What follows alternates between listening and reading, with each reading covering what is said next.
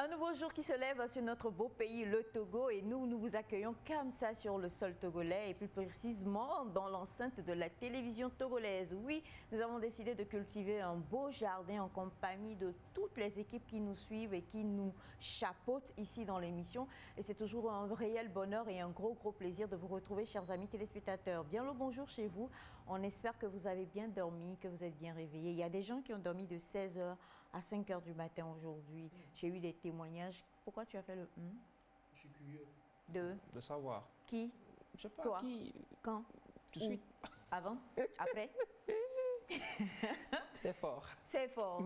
Tu m'as interrompu dans mon introduction, c'est pourquoi je t'ai attaqué également. Mais en tout cas, une chose est sûre et certaine, qu'on ait dormi peu ou qu'on ait dormi beaucoup, Nectar va se faire le plaisir de vous offrir que du beau, que du bon, de belles informations, de belles découvertes, de belles histoires et de la bonne humeur encore et toujours. Ils sont là. Un papillon. Ils sont là. Les papillons du jour. J'ai dit, tu es inspiré où? Où est ta fleur? Je ne l'ai pas égaré quand même. Je l'ai juste déposé. Regarde sa poitrine comme si il ne savait pas qu'elle n'était pas là. Voilà. C'est une façon d'attirer ton attention en fait vers... lequel déjà? C'est Philomène?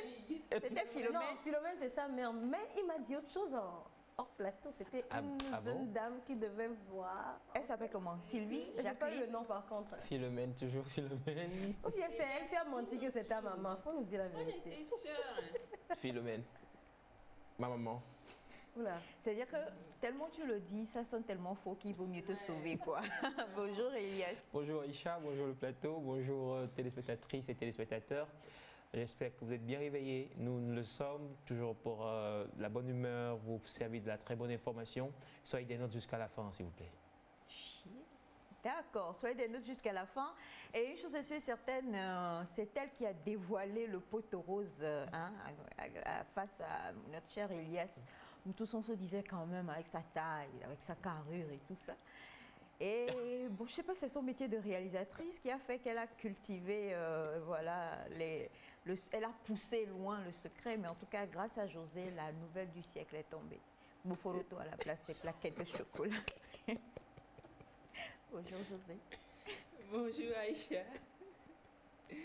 Bonjour à vous, à tous nos amis depuis le Gabon, la Côte d'Ivoire et surtout le Bénin.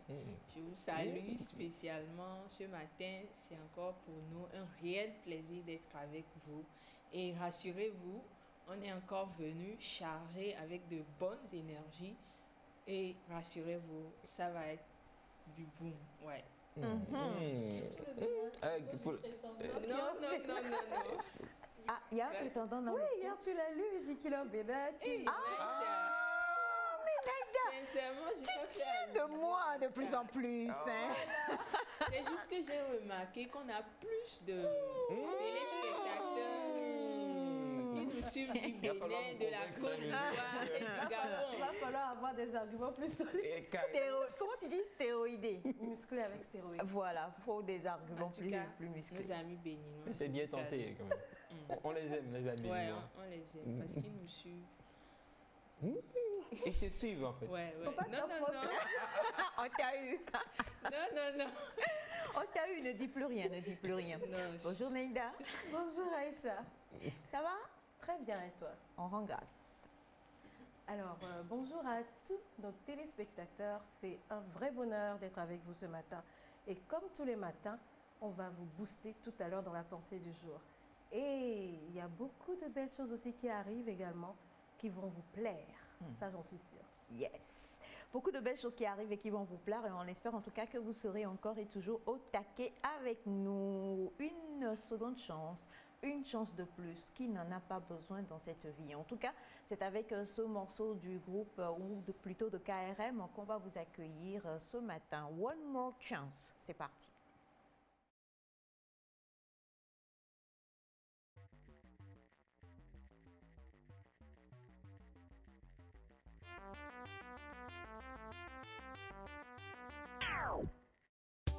One more chance. One more chance. One more chance. One more chance. Africa. One more chance. Africa. One more chance.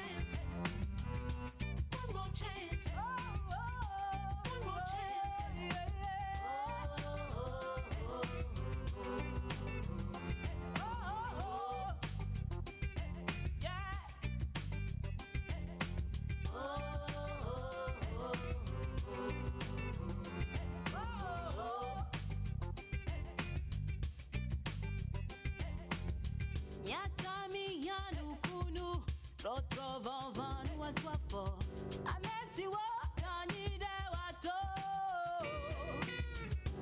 eya pongo ngodede mia keke mi se gome azon e mia grombe une state of Africa se mi ba olo ngodede nya ganyele ah ine yidina zon ya batro para nya jesinya dokwe Africa vi one more chance. One more chance. One more chance. One more chance. One more chance. For Africa. For Africa. For Africa. One more chance. One more chance. One more chance. One more chance.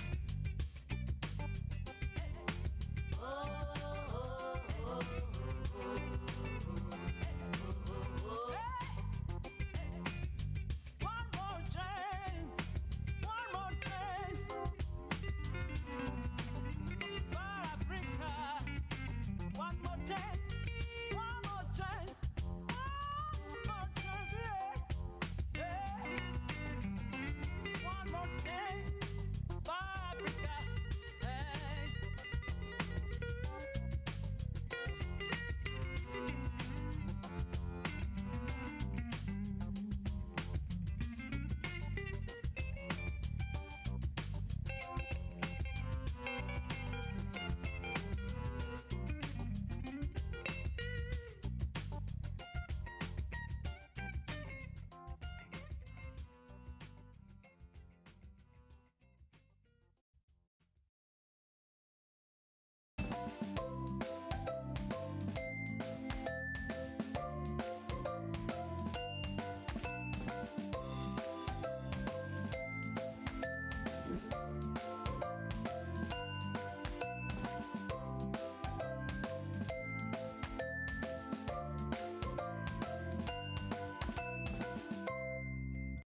Voilà, one more chance for Africa, one more chance for us, one more chance for everybody.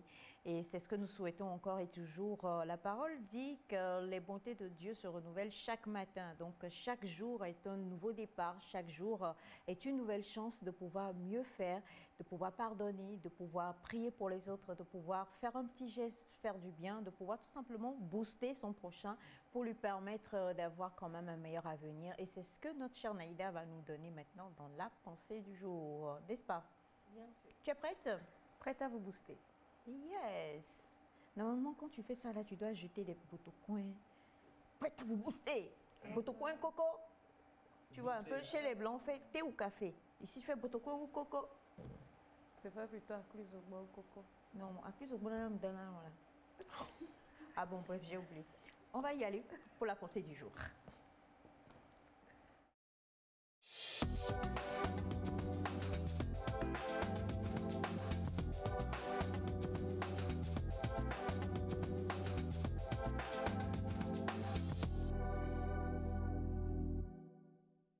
Là, nous retrouvons Naïda dans la pensée du jour. Alors, notre pensée d'aujourd'hui, c'est la vie est comme une bicyclette. Pour garder l'équilibre, il faut avancer. La vie est comme une bicyclette. Pour garder l'équilibre, il faut avancer. Je reviens à toi, Aïcha. En fait, je ris parce que Elias, en général, il est celui qui fait un peu l'antithèse, quoi. Quand il a entendu la pensée, il fait c'est que lui-même. Non, attends, c'est que lui-même, il a jeté au dégât, Zerika. Alors, la vie est comme une bicyclette. Pour garder l'équilibre. Pour garder l'équilibre, il faut avancer. Qui sait pédaler déjà? Qui sait pédaler? Tu pédales? José aussi? Il n'y a pas à demander. Monsieur Claude, vous savez pédaler? Un vélo, hein, pas aller à moto. Mais si tu ne peux pas pédaler à vélo, je pense que tu auras du mal à moto. Hein. C'est vrai? Oui. Mais pourtant, moi, je pédale extraordinairement bien. Hein. Et la moto? Lance Armstrong et moi, c'est la même chose. La moto, je sais pas, depuis que la moto s'est fâchée, m'a envoyé un peu le visage 2 ou 3 fois quelque On part. là. appelle ça le baptême. Mais ce genre de baptême-là, ça m'a calmé un peu. Oui. Voilà, donc quand je vois la moto, je dis oui, oui, c'est un très bel engin. Franchement, vous avez bien fait d'inventer ça. Et même tu encourages ceux qui l'utilisent. Oui, j'encourage toujours ceux qui l'utilisent, bien sûr, bien sûr. Mais maintenant, par contre, pour le vélo, mon Dieu, je suis une virtuose du cyclisme. On va créer le tour du Togo. Hein. Oui, il y a le Tour du Togo Il déjà. existe déjà. Ah, tu vois, il a... Qui te dit que je n'ai pas encore participé? Ah bon? En tant que reporter ou... Ouais, justement. Bonne question. Justement. Ah non. La chaussure va passer aujourd'hui. Un de ces quatre, tu vas la voir passer en direct comme ça. Ce jour-là, nous-mêmes, nous savons en même temps que nous attrapons nos valises et puis... Et on parle.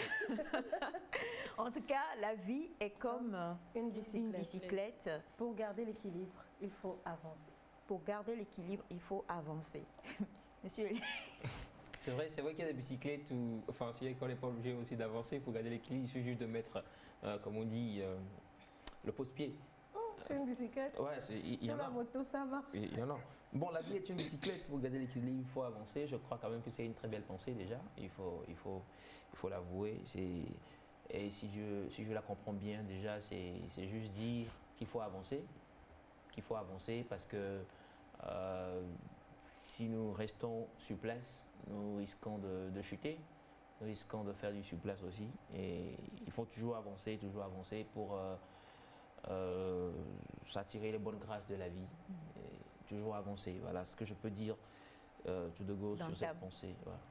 cette pensée me fait penser, merci, hein, cette pensée Exactement. me ramène, on va parler bon français, cette pensée me ramène un peu à une pensée de ce grand homme-là, Martin Luther King, qui dit si tu ne peux pas courir, si tu ne peux pas voler, tu cours, si tu ne peux pas courir, ben, tu marches, et si tu ne peux pas marcher, en tout cas tu rampes. C'est-à-dire qu'une chose est sûre et certaine, il ne faut pas être stagnant. Tu as M. Sadiq Ouro Ifa depuis ce côté qui dit bonjour à vous. Et nous qui ne savons pas pédaler, très bonne question. Très, très bonne question. J'ai lu votre message. Voilà. Alors, bonjour à vous. La pensée du jour nous demande de toujours avancer. Il ne faut pas oublier que même quand on pédale, on chute, on tombe et on se blesse au genou. D'accord. Alors, bonjour à vous. J'aimerais juste dire bravo. Cette pensée a déjà tout dit. Elle n'a pas besoin d'explication. Sinon, je suis d'accord. Comment vous pouvez être d'accord avec M. Elias? M. Elias n'a pas dit grand-chose encore. Quand je regarde l'heure à laquelle vous avez envoyé, c'est que le message est venu même avant que lui. Il y a des gens, ils ne veulent pas se gêner, quoi. Je suis d'accord avec M. Elias. De toute façon, c'est rassurant de dire ça comme ça. Alors, la pensée du jour nous dit la vie est comme une bicyclette. Pour garder l'équilibre, il faut avancer. Ouais. Je pense que c'est quand même vrai. Dans la vie, il faut toujours avancer. Rien ne sert de stagner, rester sur place, à ne rien faire. C'est toujours important d'avoir des objectifs, de se dire, OK, il faut que je fasse ceci, il faut que je fasse ça. Donc, c'est très important de se projeter dans l'avenir et ne pas rester sur place. Oui. D'accord. Alors, on va y aller avec toi, Naïda. Oui. La vie est comme une bicyclette. Pour garder l'équilibre, il faut avancer. Je pense que c'est une certaine métaphore, une comparaison entre la vie et la bicyclette. Pas forcément savoir pédaler ou pas, mais c'est juste une comparaison pour faire passer un message. La bicyclette, on sait très bien que quand tu es assis dessus et que tu enlèves la béquille, si tu ne commences pas à pédaler, si tu ne commences pas par pédaler, tu vas te retrouver par terre. J'ai commencé à pédaler quand j'avais 8 ans. Je sais qu'avant de réussir à pédaler sans les 2 petites roues, je suis tombée je ne sais combien de fois avant déjà de pouvoir pédaler. Et même quand on sait pédaler, on tombe. Donc, on prend la vie et on essaie de la comparer à la bicyclette déjà. Déjà, pour apprendre à pédaler, on tombe beaucoup. Et dans la vie, c'est ça. Pour apprendre certaines expériences, on dit l'expérience corrige mieux que les conseils. Oui. Il va falloir tomber pour savoir, ah ça, on ne fait pas. Quand tu dis à un enfant, ne touche pas ça, ça brûle. tant que lui-même n'a pas fait l'expérience, malheureusement, il le fera toujours. Quand ça va le brûler une fois, il va dire, ouh, et il va arrêter, il va se dire, ah, c'est chaud, ça brûle. Donc la vie est un peu comme ça. Quelquefois, nous faisons ces expériences-là qui nous permettent, quand on tombe, maintenant de savoir pédaler. Maintenant, quand on sait pédaler, si on ne continue pas à avancer, de toute façon, on n'aura pas l'équilibre, on va tomber. D'accord? Donc, pour garder l'équilibre dans la vie, il faut avancer, quel que soit ce qui se passe. Le coach Besson nous l'a dit, il faut planifier ses journées. Se dire, je vais faire ça. Il a exposé une pensée récemment qui m'a beaucoup plu. Je pense que c'est celle de Walter Disney, qui disait que se fixer des objectifs provoque, je vais paraphraser, un certain contrôle qu'on prend sur sa vie. Oui. Donc, pour pédaler, pour avancer, il faut savoir aussi dans quelle direction on va. Sinon, ça ne sert à rien. On va rester couché par terre. Et bon, où est le sens? Il faut se fixer des objectifs et continuer à avancer. Sinon, on n'aura pas l'équilibre dont on a besoin. Vous voyez des gens qui se lèvent le matin, ils sont couchés jusqu'au soir. Ils se lèvent le matin, ils sont couchés jusqu'au soir. Ils ne savent pas vraiment... Leur vie, c'est comme arrêter. C'est comme figé. Mais pour avancer, il faut vraiment continuer à pédaler. On le dit souvent, une eau qui stagne sans mauvais. Oui. Une eau qui ne circule pas sans mauvais. Et je pense que c'est le même principe qu'on a ici. Pour garder l'équilibre dans sa vie, il faut avancer. Quel que soit ce qui se passe, il faut continuer d'avancer, continuer de se fixer des objectifs. On a ce message qui dit, c'est une très belle pensée du jour. Il faut toujours avancer pour amener la bonne grâce. Mais n'oublions pas que chercher à trop avancer, c'est se barrer la route, comme on le dit chez moi à Sokodé, de la part de M. Sadik. Bon, on n'a pas comparé à une moto, je crois. Parce que la moto va beaucoup plus vite que la bicyclette quand même. Oui, avancer. C'est comme ça que je le vois. Avancer, oui, mais aussi savoir où on va, c'est très important. Il ne faut pas avancer juste pour se faire cogner. Enfin, pour cogner sa tête à un mur. Je pense que c'est un peu ce que le monsieur voulait dire là. Avancer, d'accord, mais comment et où on va et surtout à quel rythme aussi. Il ne faut pas chercher à forcément suivre le rythme de José. Chercher à aller à son rythme, c'est ça le plus important. Et toujours avoir un objectif bien calé, bien spécifique dans la tête. Et voilà, aller pour quoi. Sinon, je pense que la pensée est très belle et bien comprise. J'aimerais faire un apport. Il y a une différence entre la bicyclette et le vélo de course et la moto. Vous savez que la bicyclette, tu ne peux pas aller très vite avec. Donc, j'aimerais qu'on reconsidère aussi les mots qui sont utilisés dans la pensée. C'est comme une bicyclette. Comme Elias l'a dit, il faut pas, ce n'est pas d'aller trop vite et se heurter à un mur. Mais la bicyclette, souvent, quand on la conduit, on la voit, c'est plus dans le rythme, c'est assez simple. C'est clingo. Et ça dépend aussi de celui qui la conduit. C'est ce que je voulais dire. Mais aussi, ça dépend, je crois que, puisque la pensée, j'ai remarqué, elle est d'Albert Einstein. Et pour tous ceux qui ont fait l'Afrique centrale, on connaît assez bien Einstein. Et c'est, parce qu'il y a vraiment tout un truc qui est dédié à lui là-bas. On connaît un peu, on sait que c'est E égale à MC au carré. Einstein, c'est ça. Donc c'est vraiment le mathématicien. Et à son époque, il n'existait que les bicyclettes. Aujourd'hui, nous avons les motos. On a les motos trail qui sont mes préférées. Ah, les grosses. Ah bon? On ne savait pas que tu avais des préférences pour les grosses. Il y a aussi des vélos qui sont très rapides. Il y a des vélos qui sont, voilà. La bicyclette des vélos de course. Alors, la bicyclette d'antan, puisque nous sommes au 21e siècle et en 2020, elle est de plus en plus rare. Nous fonctionnons sur les motos et sur les vélos. Même les vélos électriques. Voilà, donc nous allons nous baser sur le vélo pour pouvoir nous approprier cette pensée. Oui. La première fois qu'on prend un engin, c'est fort probable qu'on tombe, qu'on ait un accident. Et après l'accident, il faut vraiment être courageux pour remonter sur la moto ou la bicyclette. Donc, je pense que quand on compare ça, on ramène ça dans notre vie. Vous pouvez tomber, vous allez avoir des difficultés, mais il faut savoir se relever quand on est tombé. Il faut avoir le courage de se relever et d'avancer. Elias a dit quelque chose tout de suite, c'est très important de savoir où on va. Quand tu sais où tu vas, même si tu tombes, tu vas te relever parce que tu sais que tu as encore du chemin à faire. Oui. Alors, on a ce message qui dit bonjour, c'est Nsalebe Achille de Bamako. Je profite de votre émission de ce matin pour saluer toute l'équipe Nectar et mon papa Nsalebe Majomi. La pensée du jour veut dire que chaque jour est un combat dans son complexe. Affronter pour les prochains jours, de nouvelles pensées chaque jour. Et je voudrais revenir sur la pensée. Naïda était en train de décortiquer et il y a une phrase que j'aimerais que tu décortiques si tu le permets. Il a dit pour garder l'équilibre. C'est très important. Pourquoi pour garder l'équilibre? On a parlé de stress hier. On parle de tellement de choses sur ce plateau. Et dans la vie, c'est important de garder l'équilibre. Vous savez, quand quelque chose arrive, si je peux le prendre de ce côté déjà, quand quelque chose arrive, il ne faut pas arrêter de vivre.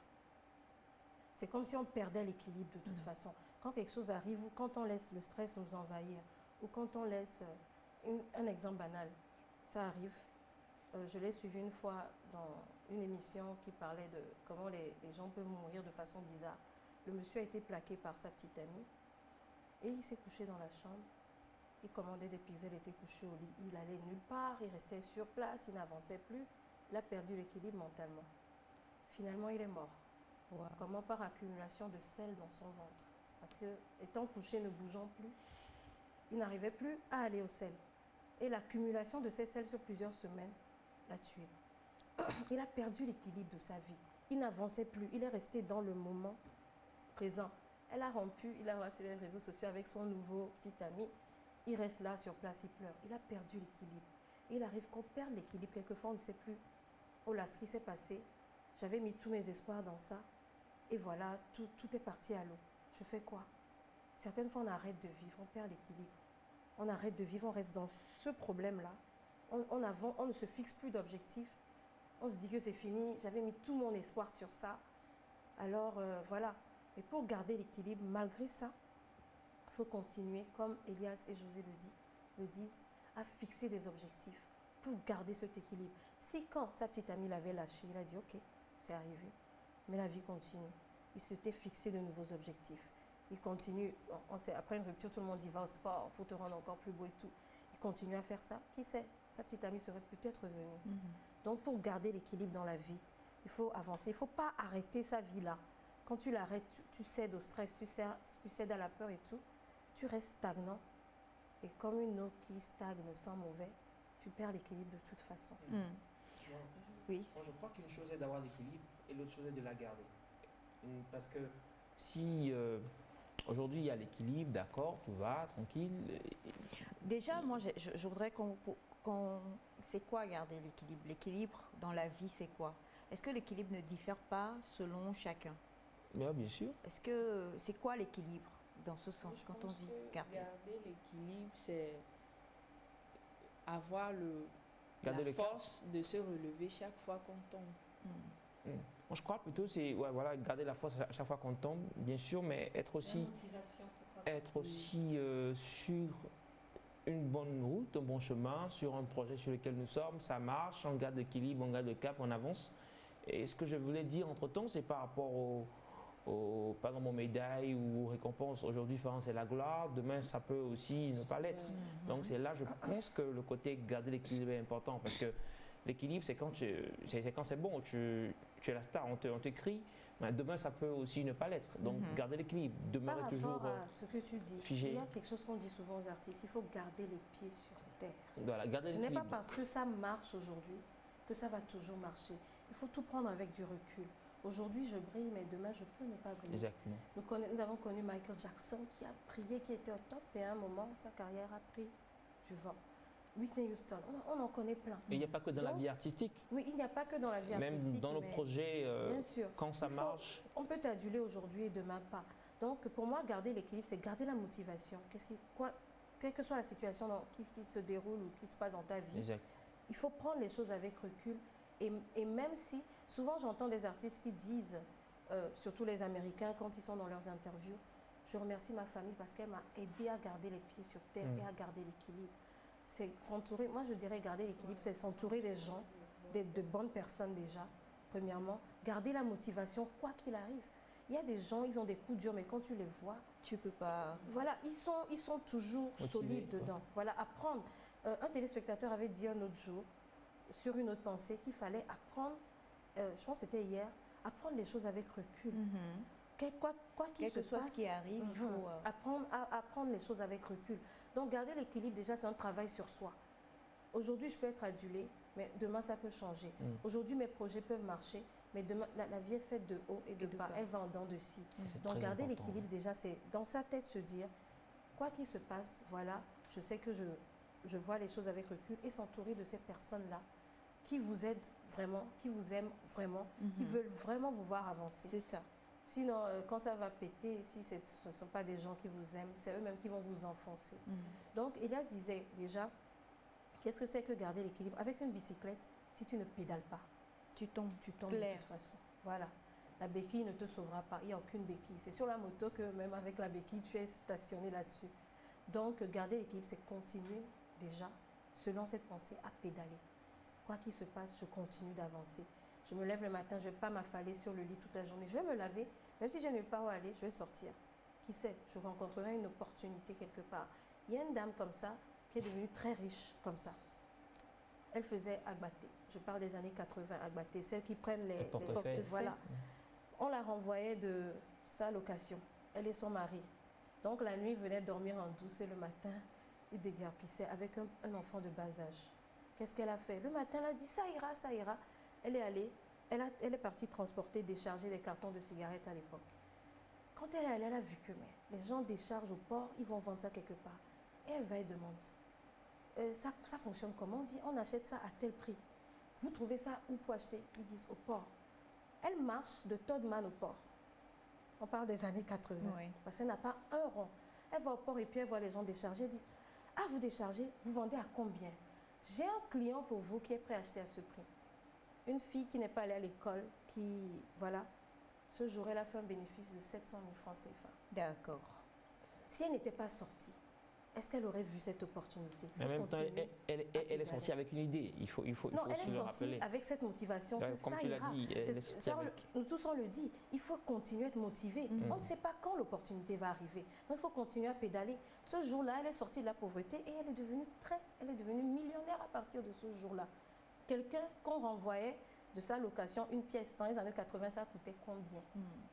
Et elle est devenue millionnaire à partir de ça parce que malgré ce qui se passe, Elle n'a elle pas a baissé les continué bras. à pédaler.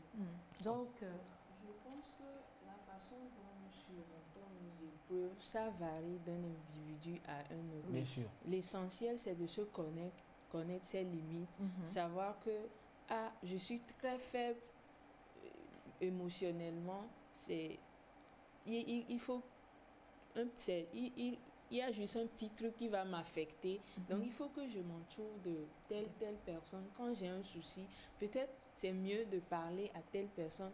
Cette personne-là peut m'encourager. Cette personne peut m'aider à me relever. Donc, je pense que c'est très important de se connaître premièrement. Très important. Connaître la façon dont on réagit quand on a un problème. Il y a des difficultés qui nous arrivent dans la vie. Ça, c'est vraiment difficile. Et si tu n'es pas très courageux, tu ne peux même pas te relever du lit. Des fois, tu as envie de disparaître, de ne plus rien faire. C'est vraiment difficile, mais il faut se connaître. Je suis dans telle situation, qu'est-ce qu'il faut faire? Peut-être il faut écouter des livres, lire peut-être des livres sur la motivation, le développement personnel, écouter de la musique, s'évader, sortir avec des amis et tout. Donc, il faut se connaître la façon dont je réagis quand j'ai un problème. Il faut se connaître, mais maintenant faire des efforts sur ses faiblesses. Oui, j'allais justement venir à ça. Parce que le coach parle de ça le vendredi, il faut se connaître, d'accord, maintenant travailler sur ses faiblesses surtout pour en faire des forces et tout. Exact. Alors nous avons des messages, on a bonjour à tous. À cette pensée, j'ajoute la notion de l'effort que soulève la pensée quand on pédale un vélo. Cela veut dire que dans la vie, lorsqu'on fait des efforts, on avance. Bonne journée à vous de la part de Nem depuis Kakaveli. Merci. Bonjour, la vie est faite de haut et de bas. Chez nous, on dit quand on chute, on se relève. C'est pour dire que dans la vie, il faut toujours aller de l'avant, sinon c'est la tristesse, la dépression et d'autres mauvais ressentiments qui prennent le dessus sur la joie et le bonheur. J'aime bien la réflexion de Naïda, elle m'impressionne beaucoup. Elle m'impressionne moi-même beaucoup, c'est pourquoi je continue de pédaler. On a donc ce message qui dit bonjour à vous, c'est bien toutes ces pensées du jour, mais elles sont là, la vie est là. Les réalités, les contextes sont quelque tout autre. Et la vie continue malgré tout. Bonne suite de journée à vous de la part de Wes, merci beaucoup.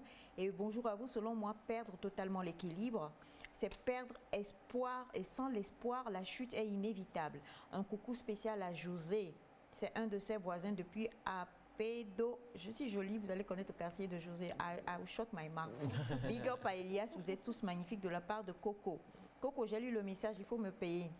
Alors, on a cet autre message qui dit bonjour Nectar, monsieur Elias, c'est un philosophe, laissez-le parler. Oh, wow.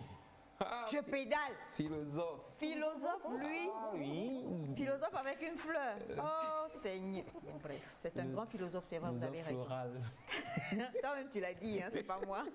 Bonjour, garder l'équilibre, c'est déjà démarrer avec la bicyclette, c'est déjà réussir à avancer. Bref, garder le cap, quelle que soit la circulation, il ne faut surtout pas s'arrêter ni poser les pieds au sol.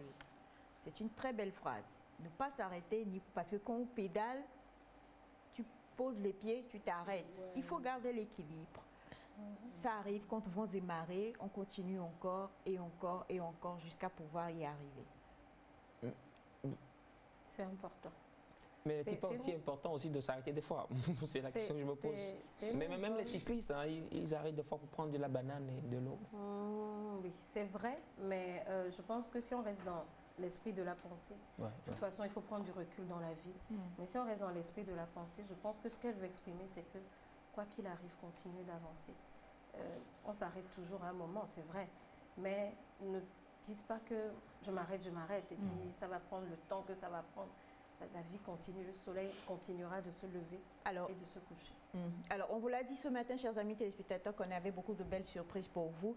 Et justement, on a une personne dans le studio qui voulait participer également et qui rejoint, tu vas voir ce qu'elle a à dire aujourd'hui, qui rejoint qui épouse totalement la pensée. Souvent, on a les pensées, on les donne, on les explique, Naïda nous booste.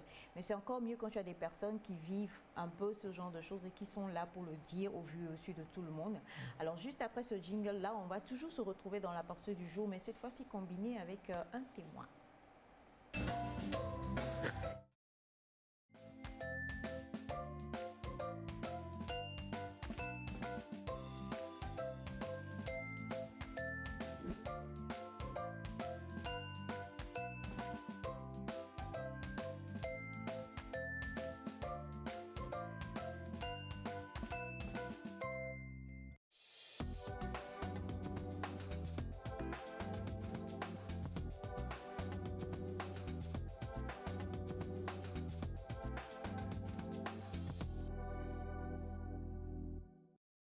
La vie, c'est une bicyclette. La vie est comme une bicyclette.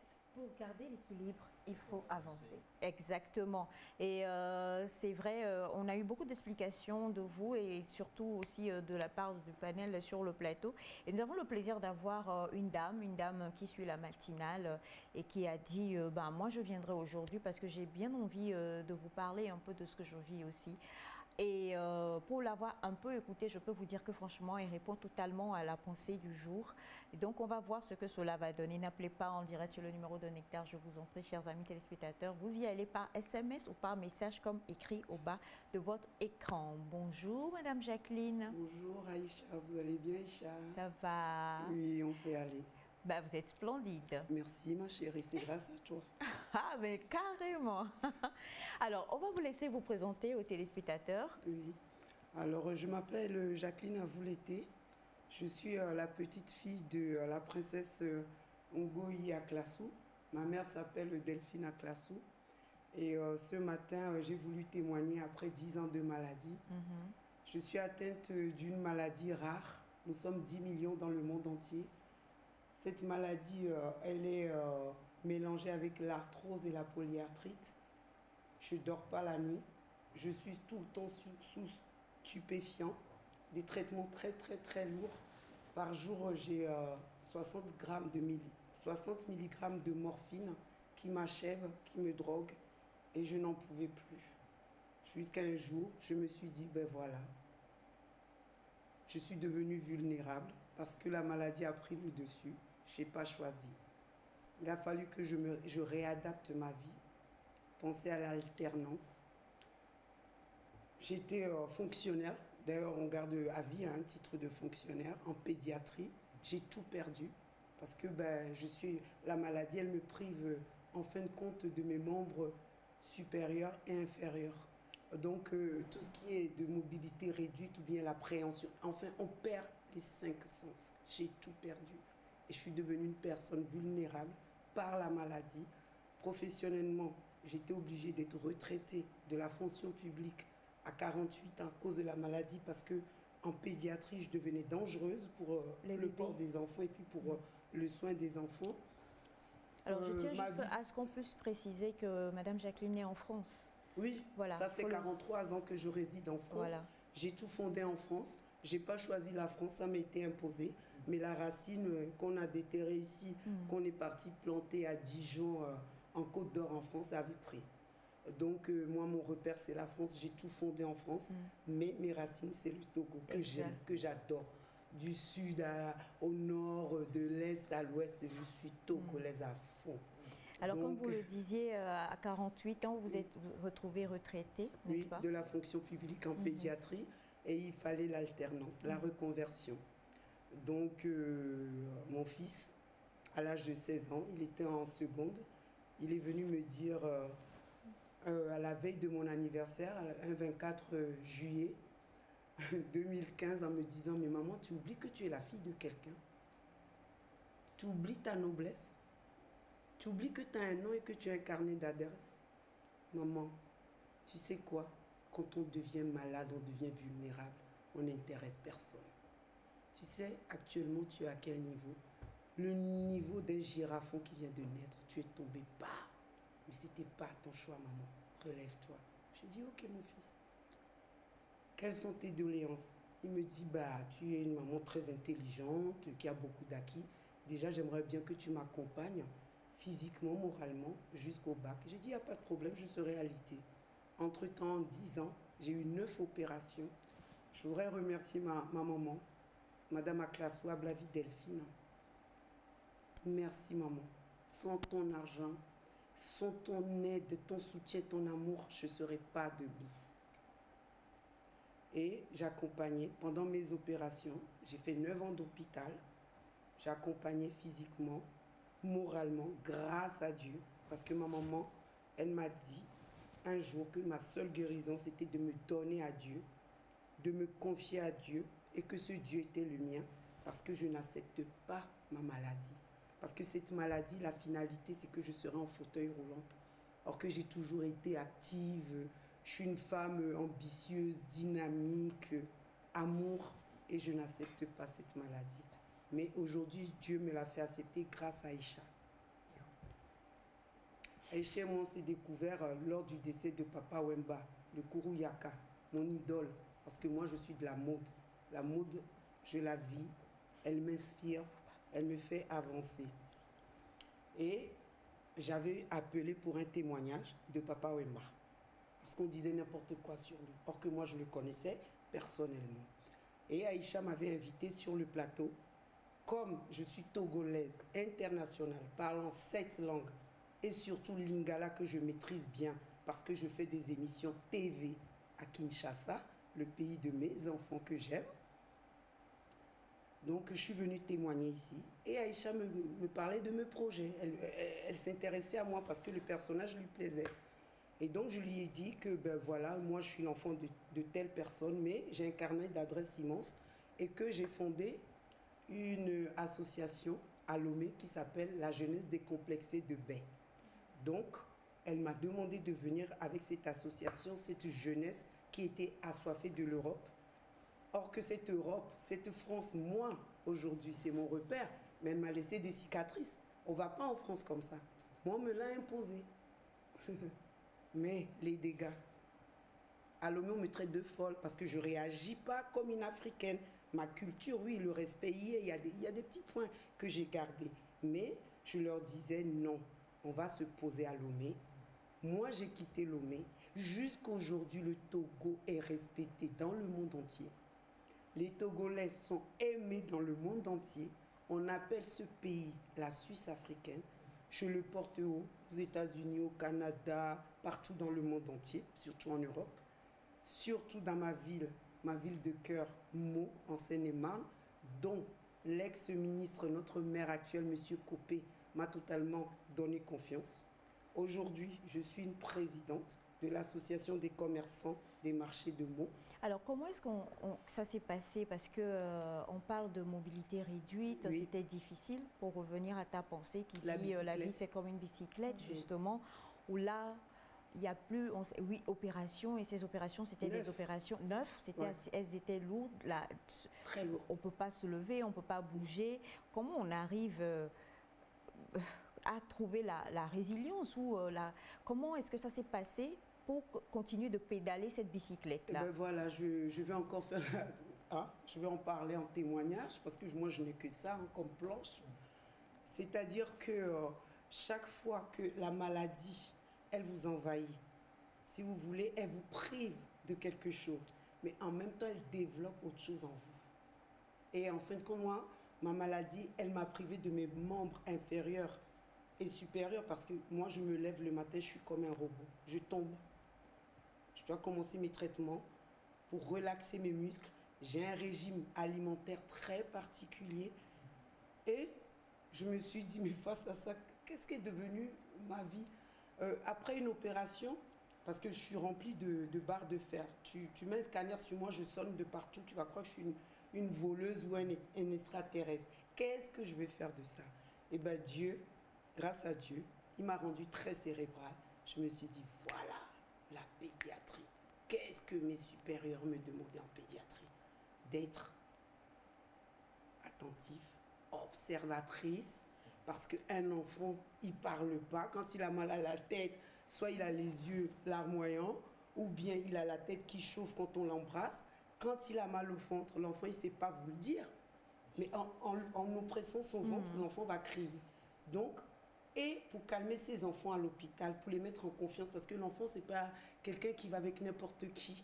La prise en charge de l'enfant par rapport à l'adulte, elle est différente, tu vois, Isha. Oui.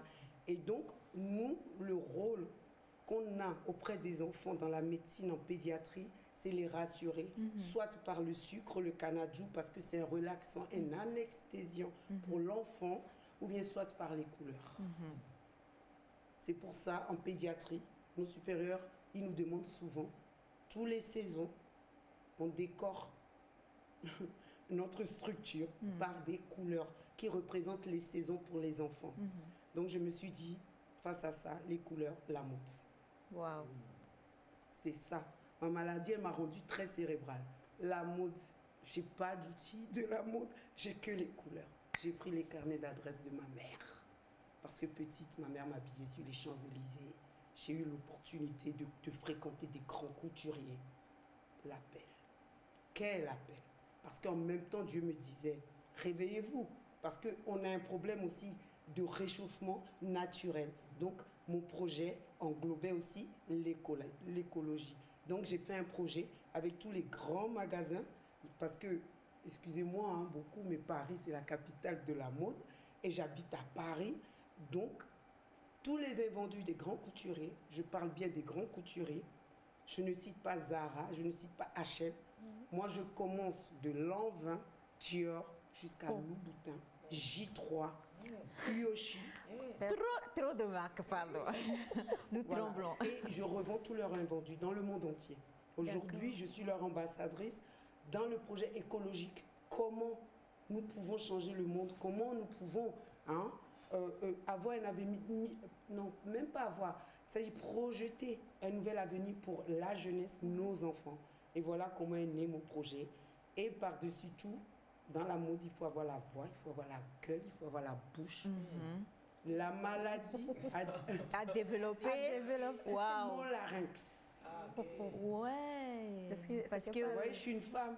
Ma voix, elle dérange quand on est dans un milieu clos. Parce que la maladie, elle me prend aussi.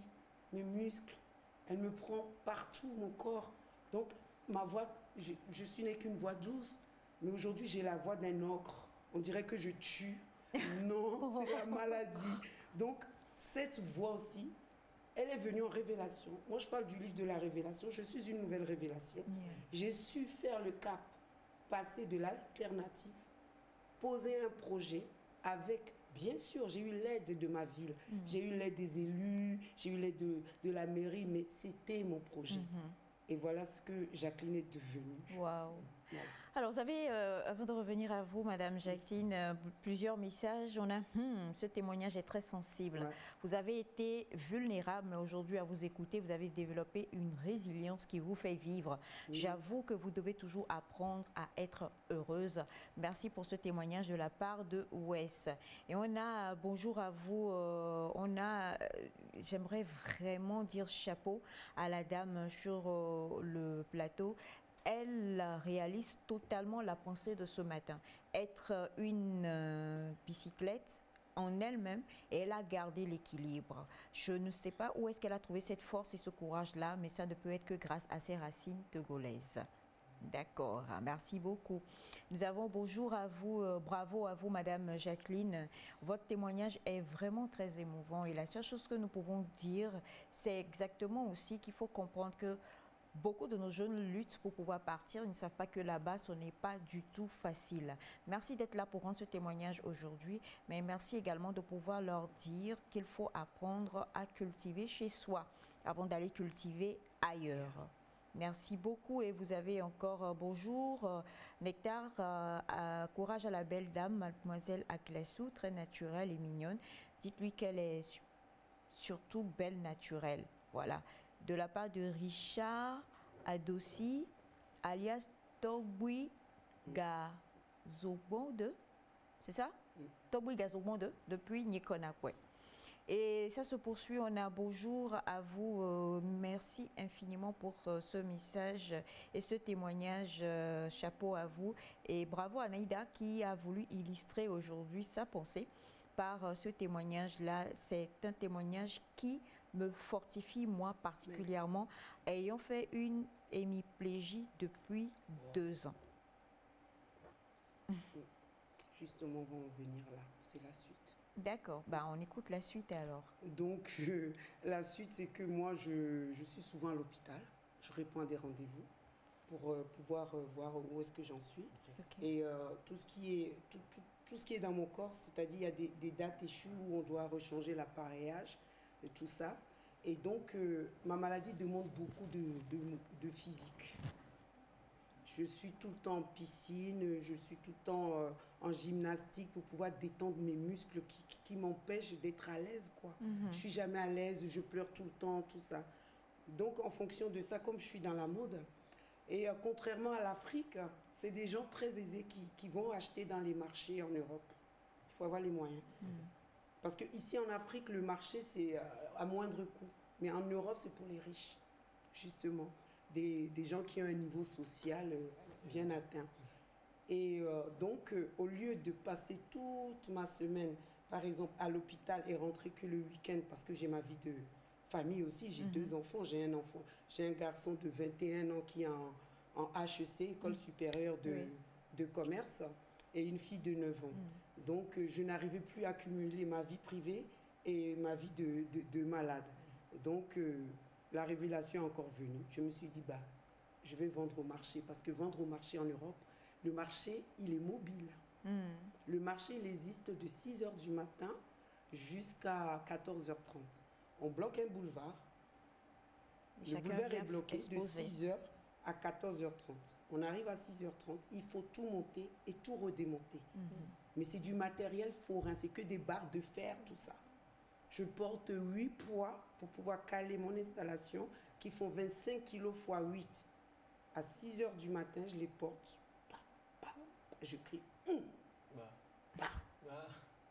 Or que c'est le meilleur médicament au monde. Parce que ma maladie demande Vous voyez, vous comprenez? Oui. Oui, c'est ce que maman l'a dit. Moi, je suis tout le temps. Parce que mon problème, c'est que voilà, le fauteuil roulant m'attend. Parce que quand je suis assise, c'est quand je me relève. Aïcha, tu as eu l'opportunité de me connaître avec des béquilles, avec la canne, tout ça sur ce plateau, tout ça. Donc, je suis tout le temps, je dois faire des efforts physiques. Et je préfère mieux la position debout à la position assise. Donc, voilà, je m'adresse, parce que je côtoie la médecine. Quand on est atteint de cette maladie, telle que le témoignage que je viens d'attendre, l'hémiplégie, il faut beaucoup de kinésithérapie. Il est vrai que le Togo en a des kinésithérapeutes. Il serait peut-être important de les inviter de temps en temps pour expliquer leur rôle. Parce qu'une fois l'os et les nerfs est atteint, il faut beaucoup de kinésithérapie. Par semaine, je faisais par exemple par jour 3 heures de piscine. Parce que dans la piscine, on sent moins les gestes. On est plus leste, on flotte, tout ça. Parce que tout ça aussi, pour pouvoir reprendre, c'est très difficile. Parce qu'après l'opération des os, on a du mal à récupérer. Alors, Rona Bonjour-Nectar, bravo à cette Togolaise échantillon et digne représentante de notre pays. Félicitations à elle de la part de Monsieur Mola. Merci beaucoup et bonjour. C'est vraiment splendide le témoignage de Mademoiselle Classou, chapeau. Et ce témoignage m'a relevé de mon lit. Derrière femme, il y a femme. Voilà, de la part de Fabio Barbosa depuis Enfamé. Merci à vous. Et on a un autre message qui dit bonjour à vous en toute humilité. Ce matin, je ne fais que pleurer depuis que notre sœur a commencé son témoignage. Bravo pour cet exemple de courage qui illustre totalement la pensée du jour. Bravo à vous, équipe de Nectar, et surtout chapeau à toi, Aïda, pour ton invité dans ta rubrique. D'accord, merci infiniment. Et on a bonjour à vous, l'équipe nectarienne. Aidez-moi à comprendre ceci. Quand j'apprenais à pédaler, mon frère me tient le porte-bagages et quand je commence par pédaler en avançant, il me laisse et je tombe en même temps parce que j'ai perdu l'équilibre bien que j'avançais. Alors on reviendra à ce cours de cyclisme bientôt. Malheureusement, il ne nous reste plus beaucoup de temps. Quelques messages encore avant. On aura peut-être le plaisir de retrouver Madame Jacqueline avant qu'elle ne reparte en France très bientôt sur le plateau. Et on a, bon, il y a d'autres messages qui arrivent, ce sont des gens qui ont envie de connaître votre association et tout ça, donc on va revenir sur ça. Et juste aujourd'hui, on avait envie de vous faire écouter une partie déjà du témoignage de Madame Jacqueline pour que vous compreniez la résilience. Comme le dit Naïda et la pensée d'Albert Einstein, la vie c'est comme une bicyclette, il faut encore et toujours bosser, encore et toujours lutter pour pouvoir avancer dans la vie. Il nous reste quelques secondes. Oui, Aïcha, s'il vous plaît, ou s'il te plaît, je vais réintervenir parce qu'à la suite du passage du plateau avec la jeunesse décomplexée, j'ai mon neveu, que j'appelle mon fils Achille, qui s'occupait de notre côté partie technique, ingénierie, tout ça. On était passé un mardi, après l'État togolais l'a appelé pour lui proposer un contrat de 50 millions de francs CFA. Non, ça là, il ne faut pas dire, on va se faire attaquer. Les gens vont penser que c'est moi, je bouffe les millions là. Je ne sais rien de ça. Non, on va remercier Dieu pour lui. On va remercier Dieu. On va revenir encore parce qu'on va retrouver bientôt Madame Jacqueline sur le plateau. Et c'était donc la pensée du jour aujourd'hui, combinée avec ce témoignage-là pour comprendre que les pensées ne sont pas juste données, ce sont des vécus de gens. Et les gens vivent ces pensées-là, même peut-être sans ne pas les lire ou ne pas les avoir, mais en tout cas, le vécu quotidien doit pouvoir nous booster. L'expérience corrige mieux que le conseil. C'était donc la pensée du jour ce matin et tout de suite, nous allons nous retrouver dans Next Story.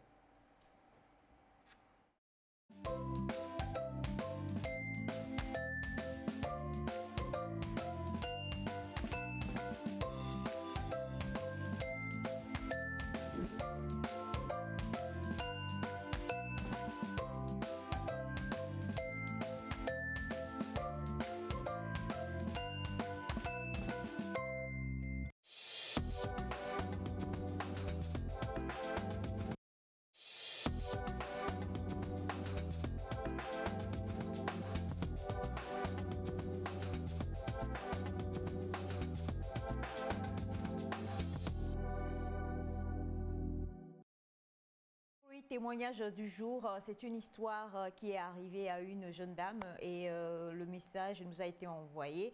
Elle dit qu'elle elle a son chéri, il se fréquente, il s'aime, il veut se marier et elle est venue présenter son chéri à sa famille. Quand elle l'a présenté, le papa a dit « Moi, vivant, jamais tu n'épouseras ce jeune homme-là ». C'est tout ce que le papa a dit, il n'a rien dit d'autre. Quelques 2-3 ans sont passés, papa est décédé. Notre jeune femme retourne voir sa mère pour dire « Bon, papa a dit moi vivant, je suis désolée, papa a dit moi vivant, tu n'épouseras pas ce jeune homme maintenant que papa n'est plus là, je désire épouser mon chéri. » Et sa mère dit « Non, ton père était contre ce mariage-là, donc tu ne l'épouseras pas. » La jeune femme dit « Mais je ne comprends pas. Dites-moi au moins la raison. Il n'y a rien qui... Papa n'a rien dit. Il a juste dit non, tu n'épouseras pas. » Et comme on doit se plier, on se plie souvent aux volontés de nos parents. Maintenant, papa n'est plus là.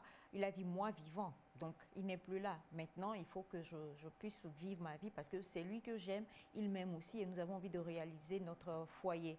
La maman a dit non, il faudra quand même ne pas oublier que ton père ne voulait pas de son vivant. Donc, ce n'est pas après sa mort maintenant que tu vas outrepasser ce commandement-là.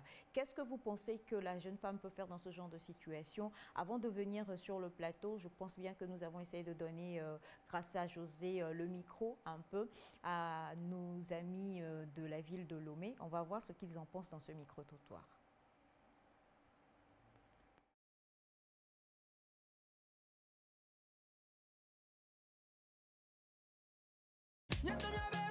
Style Tahiti, votre école de coupe, de couture et de perfectionnement ECCP. Les inscriptions ont déjà commencé. Rentrée académique 2020-2021 est prévue pour le 5 octobre 2020. Soyez nombreux à vous inscrire et à profiter de cette nouvelle année pour acquérir les meilleures bases qui feront de vous des stylistes de renom. Avec Style Tahiti, accédez à une formation de qualité. Devenez des professionnels en couture. Adhérez à nos programmes de formation pour acquérir les connaissances artistiques indispensables pour vous constituer une clientèle de choix à la fin de votre formation, pour vous permettre d'entreprendre, de créer, d'assimiler les techniques de coupe, d'assemblage, vous permettant ainsi de gérer votre propre atelier. Adressez-vous à Style Tahiti avec ses différents annexes à Nikonapoué, Kodjeviakopé, angle rue de la Cause à Charité. Téléphone 22 22 52 51 97 12 10 10 à Avedi, immeuble en face du lycée Le Jourdain, près de Limousine.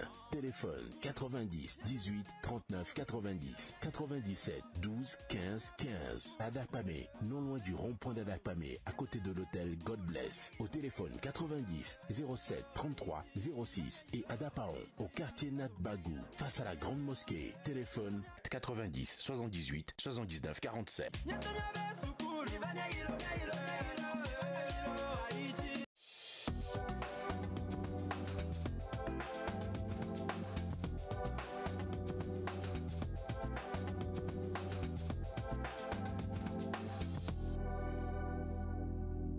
Elle peut refuser parce que quoi,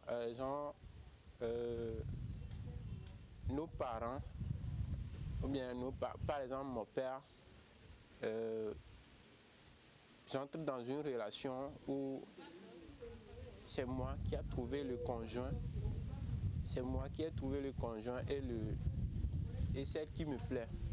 Donc du coup, je ne vois pas la raison pour laquelle mon papa va me dire que non, je ne peux pas épouser cet homme ou bien cette fille.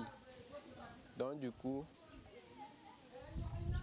elle peut refuser, mais dans d'autres circonstances, on nous dit souvent de respecter nos parents et de respecter, bon, c'est nos papas, on doit les respecter autres.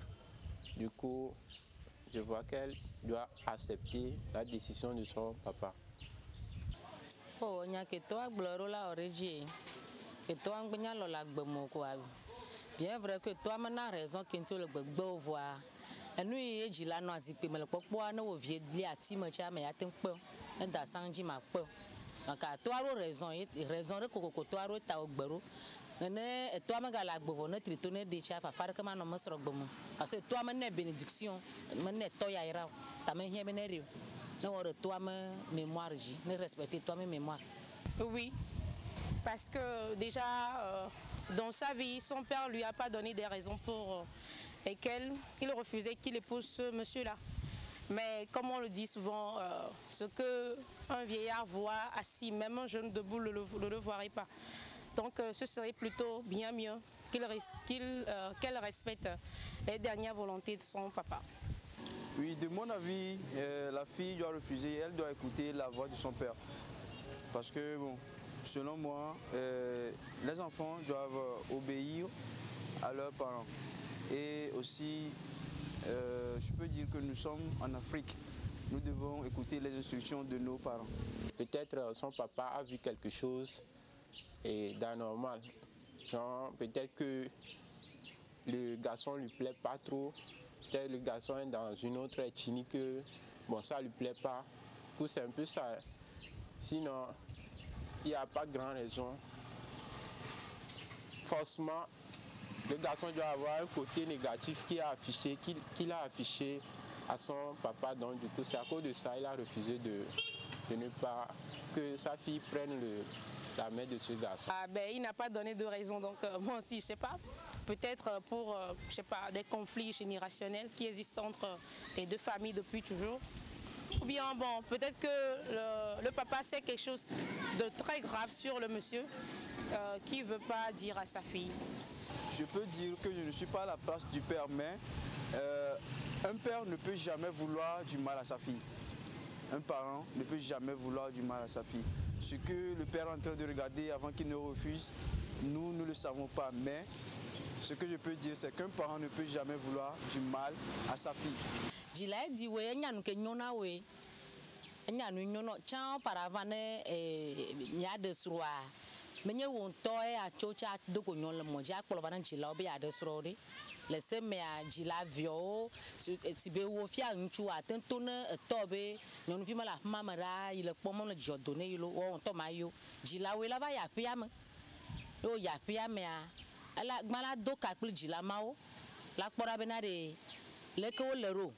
E enquête wo gbema pour me marier ku patalo me a o finafia o le na do le héritage do le aussi a o me no me le sukuma kpaji o biena gomese yo no bien ntila ma vonna cha mo ka va biena le gbogbom ayi na wo po alo visionnaire ogbo akpora bere pour me mane vie pour mamre ntifa falia ya iralia o jinavia pour mo le mo na fo mo jinavio. Donc,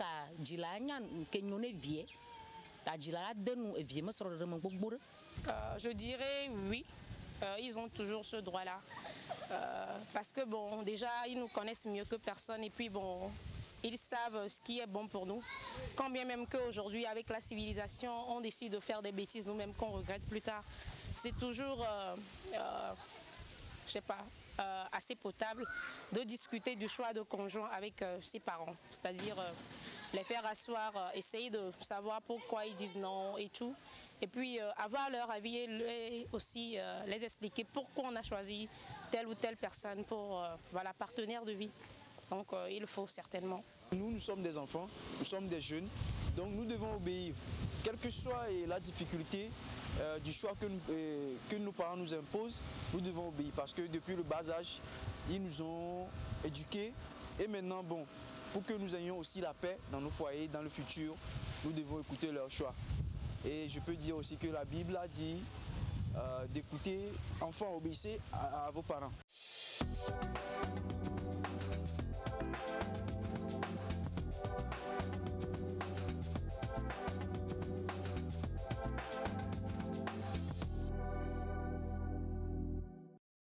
Témoignage du jour et vous avez eu tout à l'heure plusieurs réactions donc de nos amis que José a interviewé justement dans la ville de Lomé. Alors rapidement le témoignage, c'est cette jeune femme qui a présenté son chéri, son futur mari à ses parents et le père a dit moi vivant tu n'épouseras jamais ce garçon. Alors 2-3 ans plus tard, papa est décédé et mademoiselle revient maintenant vers sa mère pour dire maman je vais épouser mon chéri parce qu'il m'aime toujours, je l'aime toujours et papa a dit de son vivant. Maintenant papa n'est plus là donc je vais sauter le pas et sa mère dit non. Ton père a dit qu'il ne voulait pas te voir épouser ce jeune homme, donc tu obéiras, qu'il soit vivant ou pas. C'est donc le témoignage de ce matin. Que doit faire notre témoin dans ce genre de situation? Nous avons le plaisir d'être rejoints par Momi Blessingnia, toute belle, toute magnifique, toujours dans les effluves de son 30e anniversaire de mariage. Hier, Naïda a rappelé que nous devons attendre, nous devons prier. Non, en fait, c'est une prophétie. Ça veut dire qu'on va vivre dans 30 ans. On viendra célébrer le 60e anniversaire de mariage. Alors, il est le seul garçon sur le plateau. Si tu étais à la place du jeune homme, pas à la place de notre témoin, quelle serait ta réaction? Épouserais-tu notre témoin malgré le veto qu'a laissé le papa? C'est vrai, je vais vous prendre de court, je vais prendre tout le monde compte courant, je sais. Mais je ne pense pas pouvoir aller contre la volonté des parents. Parce que, vous savez, les parents, c'est les dieux sur terre. Donc, aller contre la volonté de Dieu, entre guillemets, ça sonne faux selon moi. La dernière fois, dans un débat ici, je faisais paraître l'importance de suivre toutes les étapes en termes de mariage. J'ai parlé donc de l'étape divine, j'ai parlé de l'étape familiale. Et donc si nous sautons l'étape familiale et nous tombons en même temps dans le foyer, je pense qu'il y aura un petit problème. Et au moment où il y aura peut-être des mésententes dans le foyer, forcément, vers qui nous tournerons nous, si c'est les amis ou les collègues, c'est là en fait le bas va blesser. Donc du coup, il est important de suivre les parents, d'avoir le conseil. Maintenant, ce que je demanderai aux parents peut-être, c'est qu'ils expliquent la raison qui sous-tend cette décision, histoire de pouvoir permettre aux jeunes en question d'être situés. Bien sûr, je reviendrai pour d'autres explications. On a le plaisir d'avoir avec nous, je tiens à le préciser, ça fait des... Bon, 43. Qu'elle est en français, donc excusez. Excusez un peu. Voilà, je tiens à le préciser. Ce n'est que mon avis. Je tombe des nues. Allô, nous sommes le 29 septembre 2020. Nous sommes au 21e siècle. Ma chérie, épouse ton homme. L'amour n'a pas de frontières. Le cœur a ses raisons que la raison ignore. Ta vie, c'est la tienne. Tes parents l'ont fait. Bien sûr, nous sommes des Africains, qu'il faut respecter nos parents. Mais nos parents ne sont pas Dieu. Qui sait que c'est cet homme qui te rendra heureuse? On ne sait pas. Tout se discute, oui. On juge la personne. On juge d'office. Peut-être c'est dû à son appartenance ethnique, religieuse, sociale, peut-être. Parce qu'on parle de Zénigan. Non?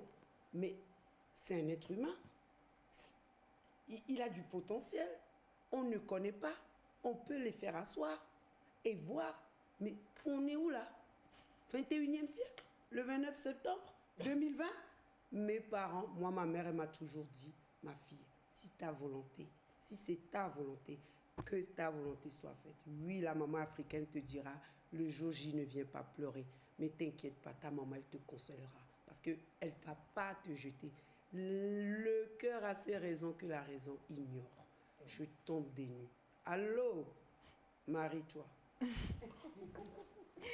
Bon ben, allô, marie-toi. Et quand on fait souvent, on dit allô, l'autre répond oui, c'est qui? Donc du coup, c'est Mommy Blessing. Bonjour téléspectateurs. Okay. Tu disais tout à l'heure que comme ils sont nos parents, qu'on doit respecter les parents. Oui, c'est vrai, on doit respecter les parents, mais quand il s'agit de l'amour, c'est individuel. Parce que la façon que toi, tu vas aimer quelqu'un, peut-être moi, je n'ai pas aimé cette personne dans cette même façon. Dieu nous a créés individuellement et tout le monde a leur désir. Ma fille, la désir de ma fille est différente de ma désir. Et la désir de ton garçon aussi est différente. Moi, c'est pas juste. C'est pas juste. Tu ne peux pas forcer ta fille de marier quelqu'un qu'elle ne veut pas, ou soit de ne pas marier la personne qu'elle veut. Et peut-être toi, tu es en train de regarder cette personne comme, ok, il est pauvre, il n'est pas beau, il est comme ça, il est comme ça. Comme elle a dit, c'est Dieu qui nous a créés. Nous tous, on est des créations de Dieu. Oui, c'est vrai que des fois, les parents peuvent voir certains signes qui sont négatifs dans ce garçon. Et c'est en suppliant, il faut parler avec ta fille, il faut lui faire savoir que regarde ce que j'ai vu. regarde ce que j'ai vu, cet homme il est comme ça, cet homme il est comme ça. Maintenant, toi aussi, il faut aller faire ton enquête, aller chercher pour voir si ce que moi j'ai en train de voir, c'est la même chose. Donc il faut laisser la fille prendre sa décision. Parce que quand elle va se marier, elle est dans cette foyer, elle ne sera pas là-bas avec toi. Elle ne sera pas dans cette même maison avec toi. Elle vivra seule dans la maison. Peut-être elle a de problèmes. Parce que tu ne peux pas savoir ce qui va se passer. Et aussi, tu ne connais pas tellement ce garçon. La fille, elle connaît la garçon peut-être avant qu'elle est venue te dire qu'elle veut se marier avec cet homme. Pourquoi pas laisser, pour toi, nous les parents, c'est pour prier pour eux. Et laisser que tout le monde avoir leur propre expérience. Parce que toi, en tant que maman, quand toi, tu as trouvé l'homme que tu veux marier, personne ne t'a pas forcé. Oui, je sais que les anciennes, comme elle a dit, on a dans le nouvel siècle maintenant, nouvelle génération. Et cette génération est en train de voir beaucoup de choses. La génération d'aujourd'hui n'est plus comme notre génération. Dans notre génération, on n'arrive pas, on ne s'approche pas même des hommes. On ne laisse pas pour approcher des hommes. Mais la génération d'aujourd'hui, à l'école, ils racontent des garçons. Au boulot, ils racontent des garçons. Ils sont en train de voir des choses. Comme ça, moi, je dis qu'aucun parent ne peut pas forcer la fille de ne pas marier la personne qu'elle veut.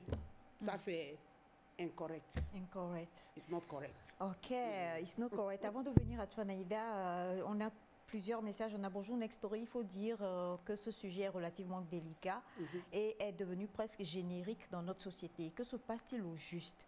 Vous refusez une relation à votre fille sans lui apporter ou lui dire ce qui motive votre opposition à ce choix.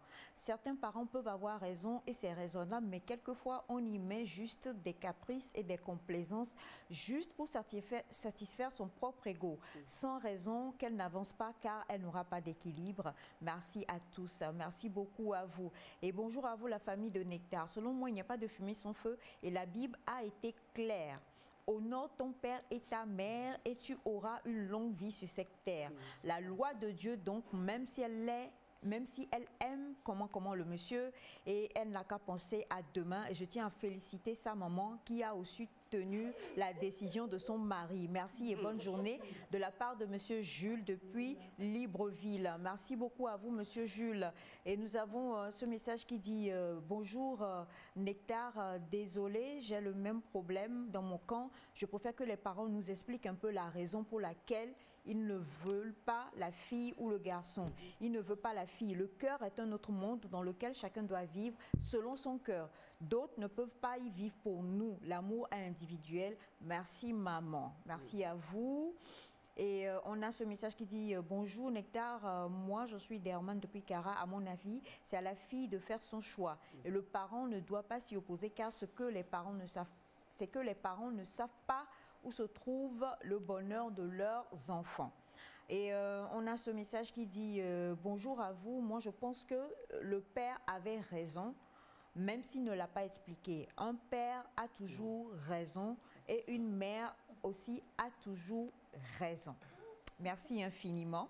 Et on a cet autre message qui dit bonjour, il est vrai que c'est bien d'écouter ses parents, mais encore faut-il que les raisons données par les parents soient objectives. À défaut, marions-nous. De la part de Ebenezer. Et avant de revenir à vos messages, Naïda? Moi, pour illustrer cette histoire, je vais donner deux exemples que j'ai vécus. Le premier exemple, c'était une dame qui voulait se marier. Elle est du sud, son mari est du nord. La maman a dit pas question. Tu ne l'épouseras pas. Jusqu'à le jeune homme, on l'a présenté et l'assiette dans laquelle le jeune homme a mangé, la maman a pris la pierre.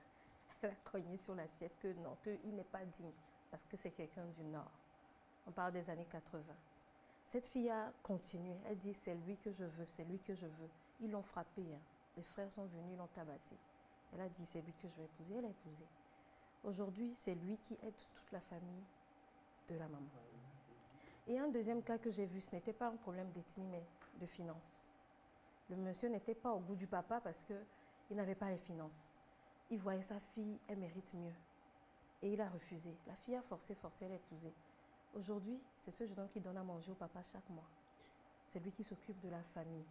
Donc, je ne sais pas vraiment dans quelle position me caler parce que c'est vrai, on doit respecter nos parents. Mais l'amour, comme le dit nos mamans, c'est quelque chose, quand on le perd, peut-être que c'était lui qu'il te fallait. Et quand tu l'as perdu, je ne sais pas si tu vas retrouver un homme qui pourra vraiment être celui-là. Donc, vraiment, je pense avec la sagesse de Dieu et la prière et tout ça, on saura comment s'orienter. Je pense qu'il a dit que de respecter les parents. Non, quelqu'un a cité, il a dit que la Bible a dit que honore ton père et honore ta mère. Ta mère. Et tu vivras oui, longtemps. C'est vrai que la Bible a cité ça. Même Dieu qui nous a créés, il nous a donné la volonté. Il ne nous force pas. Lui peut présenter des choses. Il a dit, je vais vous présenter la vie et la mort. C'est à toi de choisir. So, il nous a donné la liberté de choisir ce que nous voulons. Vous voyez, non? So, si Dieu n'est pas exigé de faire des choses, pourquoi nous, les parents, va exiger certaines choses, hein? Certaines choses, comme dans ce cas comme ça. Parce qu'ils n'ont pas Dieu. C'est Dieu, celle qui connaît la personne qui l'a préparée pour leur fille. So, moi, je ne pense pas qu'aucun parent doit exiger, surtout le côté du mariage. Laisse la fille, elle a la volonté. Laisse-les travailler selon le cœur, ce qu'elle veut. On a ce message qui dit « Bonjour, c'est quoi le père a vu et il ne voulait pas ?» Au fait, peut-être que c'est parce que c'est là qu'est venu le gars, avec la fille qui est venue avec le garçon chez son père sans les prévenir. Si c'est ça, alors ça a été un manque de respect. Mais pourquoi c'est toujours aux enfants d'écouter les parents et pas plutôt le contraire, de la part de Désiré qui dit « J'aime beaucoup la dame », d'accord? Et on a ce message qui dit « Bonjour à vous ». Moi, je pense qu'il faut toujours écouter ses parents. Nous sommes en Afrique et ce que le parent dit est parole d'évangile. Concernant le mariage, jusqu'à présent, il faut qu'on le veuille ou non, qu'on obéisse à ce que nos parents décident. C'est vrai, le papa n'a pas expliqué la raison pour laquelle il ne voulait pas que notre témoin épouse son chéri, mais elle aurait dû traiter le problème quand le père était vivant. Maintenant qu'il est décédé et impossible de revenir sur cette décision, elle ne peut pas. Soit elle reste sans se marier, soit elle épouse quelqu'un d'autre. C'est comme ceux qui souhaitent que leurs parents meurent pour pouvoir faire des choix. Moi, je trouve quand même ça un peu déplacé de penser que parce que papa est parti, donc sa décision va changer. Alors moi, revenons sur le terrain amoureux, sur le cœur, vu qu'on en parle tous, j'ai constaté, vous le savez bien, que quand on est amoureux, on est aveugle. Quand on est amoureux, on raisonne peu, on raisonne plus carrément, on raisonne par rapport au cœur, par rapport à ce que le cœur nous dicte. Alors, c'est un peu le pourquoi je pense qu'il est important que certaines personnes extra, certaines personnes qui ne sont pas forcément dans la relation interviennent pour pouvoir parler, pour pouvoir donner leur avis. Et c'est là un peu l'avis des parents interviendrait, je dirais. Parce que c'est important, selon moi, d'avoir toujours les avis des parents pour ce que nous faisons. C'est par rapport à notre environnement, puisque nous créons une famille, en fait. Quand tu épouses une femme, elle vient dans ta famille. Vous devenez donc une famille, une grande famille. Donc forcément, il faut qu'il y ait une bonne attente avant que ça puisse démarrer. Alors, on va me dire, c'est vrai que la nouvelle génération, on se voit sur les smartphones, comme le disait maman ici. Bien sûr, c'est vrai, mais bien sûr, il y a aussi les réalités, pas forcément africaines, mais des réalités naturelles, des réalités familiales qu'on doit respecter pour pouvoir bien vivre. Permets-moi, mais je ne suis pas d'accord. Alors là, je ne suis pas du tout d'accord parce que moi aussi, je suis maman d'un enfant de 21 ans. Mon fils, on lui demande, il sait qu'il est africain, mais le fait qu'il soit né en France, on lui demande, t'es né où? En France, à Créteil. Tu es quoi? Bah, je suis français. On lui dit, t'es black. Ah bah non. Bah, mon fils, aujourd'hui, son repère, c'est la France. Donc, ça veut dire que moi, en tant que maman africaine, pour lui donner les bénédictions, parce que là où je ne suis surtout pas d'accord, c'est marqué où dans la Bible que je ne dois pas, parce que moi je suis autochtone de Lomé, une princesse de Lomé, c'est marqué où dans la Bible que je ne dois pas épouser un nordiste? Si c'est lui qui doit faire mon bonheur, c'est mes parents. Non, Elias, permets-moi, c'est très important ce débat. Mais je te donne le cas de mon fils. Moi, mon rêve, je lui ai toujours dit, il faut m'épouser une belle africaine, surtout pas une laide. Parce que ta maman, elle adore les belles femmes. Non, mais s'il va épouser maintenant une blanche, je fais quoi? Personne n'est laid dans la vie. Non, c'est une manière. Voilà le cas. Si vous venez avec une européenne, donc vous allez... Mais j'ai pas le choix, c'est l'avenir de mon fils. Écoute-moi, Elias, tu sais, après le passage de l'ex-émission 6-8, un jour, ma mère, elle me chante une chanson. Parce qu'elle voyait déjà l'avenir. Moi, je ne le voyais pas. Mais ma mère, elle a roulé sa bosse. Hein, ma mère, elle a plus de 100 ans. Ok. La chanson disait quoi? Qu'il y avait une maman qui adorait plus la poule qu'elle élevait que son propre enfant. Maintenant, dans leur vie, ils ont eu le feu dans leur maison. Et l'enfant cherchait à tout prix à sauver sa mère. La maman dit non, mon fils. De sauver la poule. Aujourd'hui, tu dois faire un choix. Et l'enfant demande maintenant à sa mère, mais pourquoi? La maman l'a fait asseoir. Elle lui dit, mais toi, tu es l'avenir. Regarde-moi, mon temps est passé. Ma vie, elle s'accroche à quoi? L'enfant pleurait, il devait faire le choix. La maman insistait jusqu'à la fin. L'enfant a pris la poule, l'enfant est sorti et a laissé sa maman brûler dans la maison.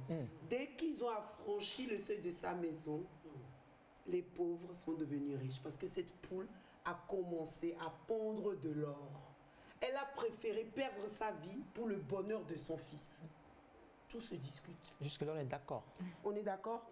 Et ma maman m'a dit, si c'était toi, tu ferais quoi? J'ai dit, maman, je te vénère trop, je t'aime trop, ça sera toi. Elle me dit, non, je ne vaux plus rien, ma fille. T'as menti, il fallait prendre la poule. Alors, on met où les bénédictions familiales? Les bénédictions parentales. Est-ce que c'est important pour le foyer aussi? Mais non, il ne faut pas prendre un cas pour une généralité aussi. Il y a beaucoup de choses, mais c'est marqué où? Parce que moi, mon guide, c'est la Bible. C'est marqué où dans la Bible? Que les bénédictions, c'est lors du mariage. Mais la bénédiction des parents, c'est l'action de l'enfant. Ce que l'enfant reflète par l'éducation que les parents leur ont donné. Moi, par exemple, j'ai peut-être pas eu de bénédiction en me mariant, mais je suis la prunelle des yeux de ma mère parce que j'ai eu 17 ans quand j'ai dit à ma mère en Europe, ne subviens plus à mes besoins. Depuis l'âge de 17 ans, je vis seule. Ma mère, quand elle a envie de venir en Europe, allô, tout de suite. C'est des bénédictions. Oui. On est d'accord. On a beaucoup de messages, hein, Momi. Si, par exemple, la fille, elle aussi, elle a fait sa recherche et elle a découvert que l'homme, c'est un voleur. Malgré qu'il a beaucoup d'argent, et je pense que peut-être il amène de l'argent à les parents. Peut-être c'est à cause de ça les parents voulaient imposer que la fille doit marier à cette fille. Si elle a déjà fait sa recherche et elle a découvert que je ne peux pas marier cette personne, maintenant qu'est-ce que les parents vont faire? Qu'est-ce qui va s'arriver?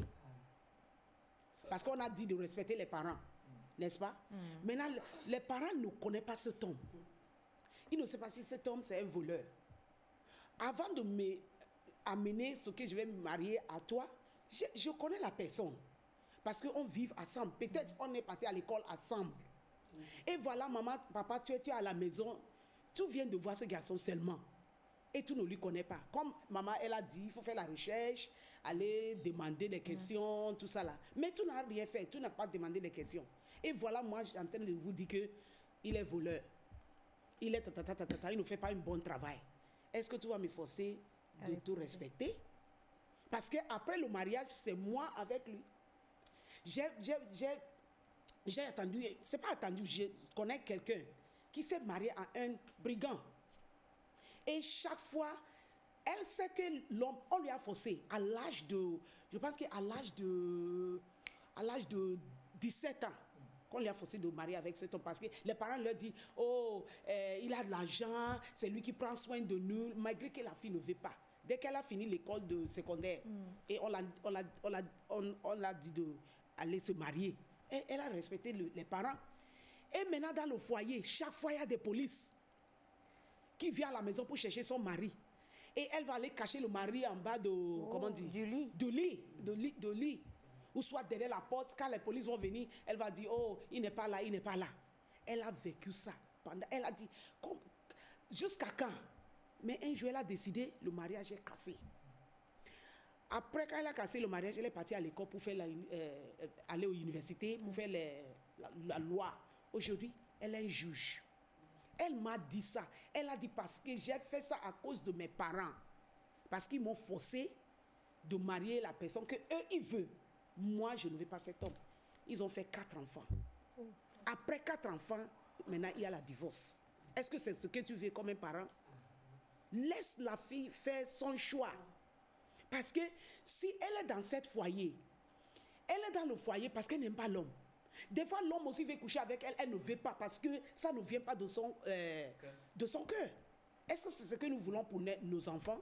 Qu'elle est dans la maison, à cause de toi, elle est rentrée. Mais ce qu'elle va vivre tous les jours, elle va rester dans la haine.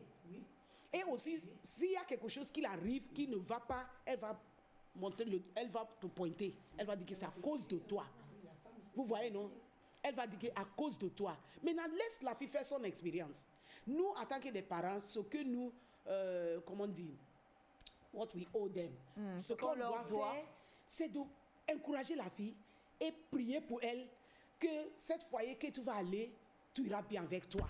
Bien sûr, en les conseillant, c'est ça? Oui, en les conseillant. Oui. Tu peux le conseiller, mais ça n'est pas forcément que... Mais tu peux me donner les conseils. Si tes conseils aussi n'est pas ce que je veux, tu ne peux pas forcer la personne. Oui, c'est vrai, il faut recevoir les conseils des parents. Mais ce que moi je dis, c'est que ne force pas personne. Laisse-le faire son choix. Parce que c'est elle qui va rester jusqu'à la mort. Quand on est en train de faire le vœu là, on dit jusqu'à la mort nous sépare.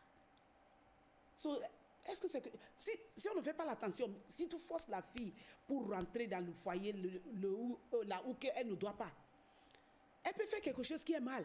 Elle peut se suicider. Elle peut se suicider ou soit elle peut je ne vais pas même mentionner. Elle peut, parce qu'elle est dans ce foyer avec la haine dans son cœur. Contre elle, malgré elle. Vous voyez, non? C'est dangereux pour les... Si tout, la génération d'aujourd'hui, à l'ancien, on peut faire tout ça là. Mais la génération d'aujourd'hui, tu ne peux pas faire ça.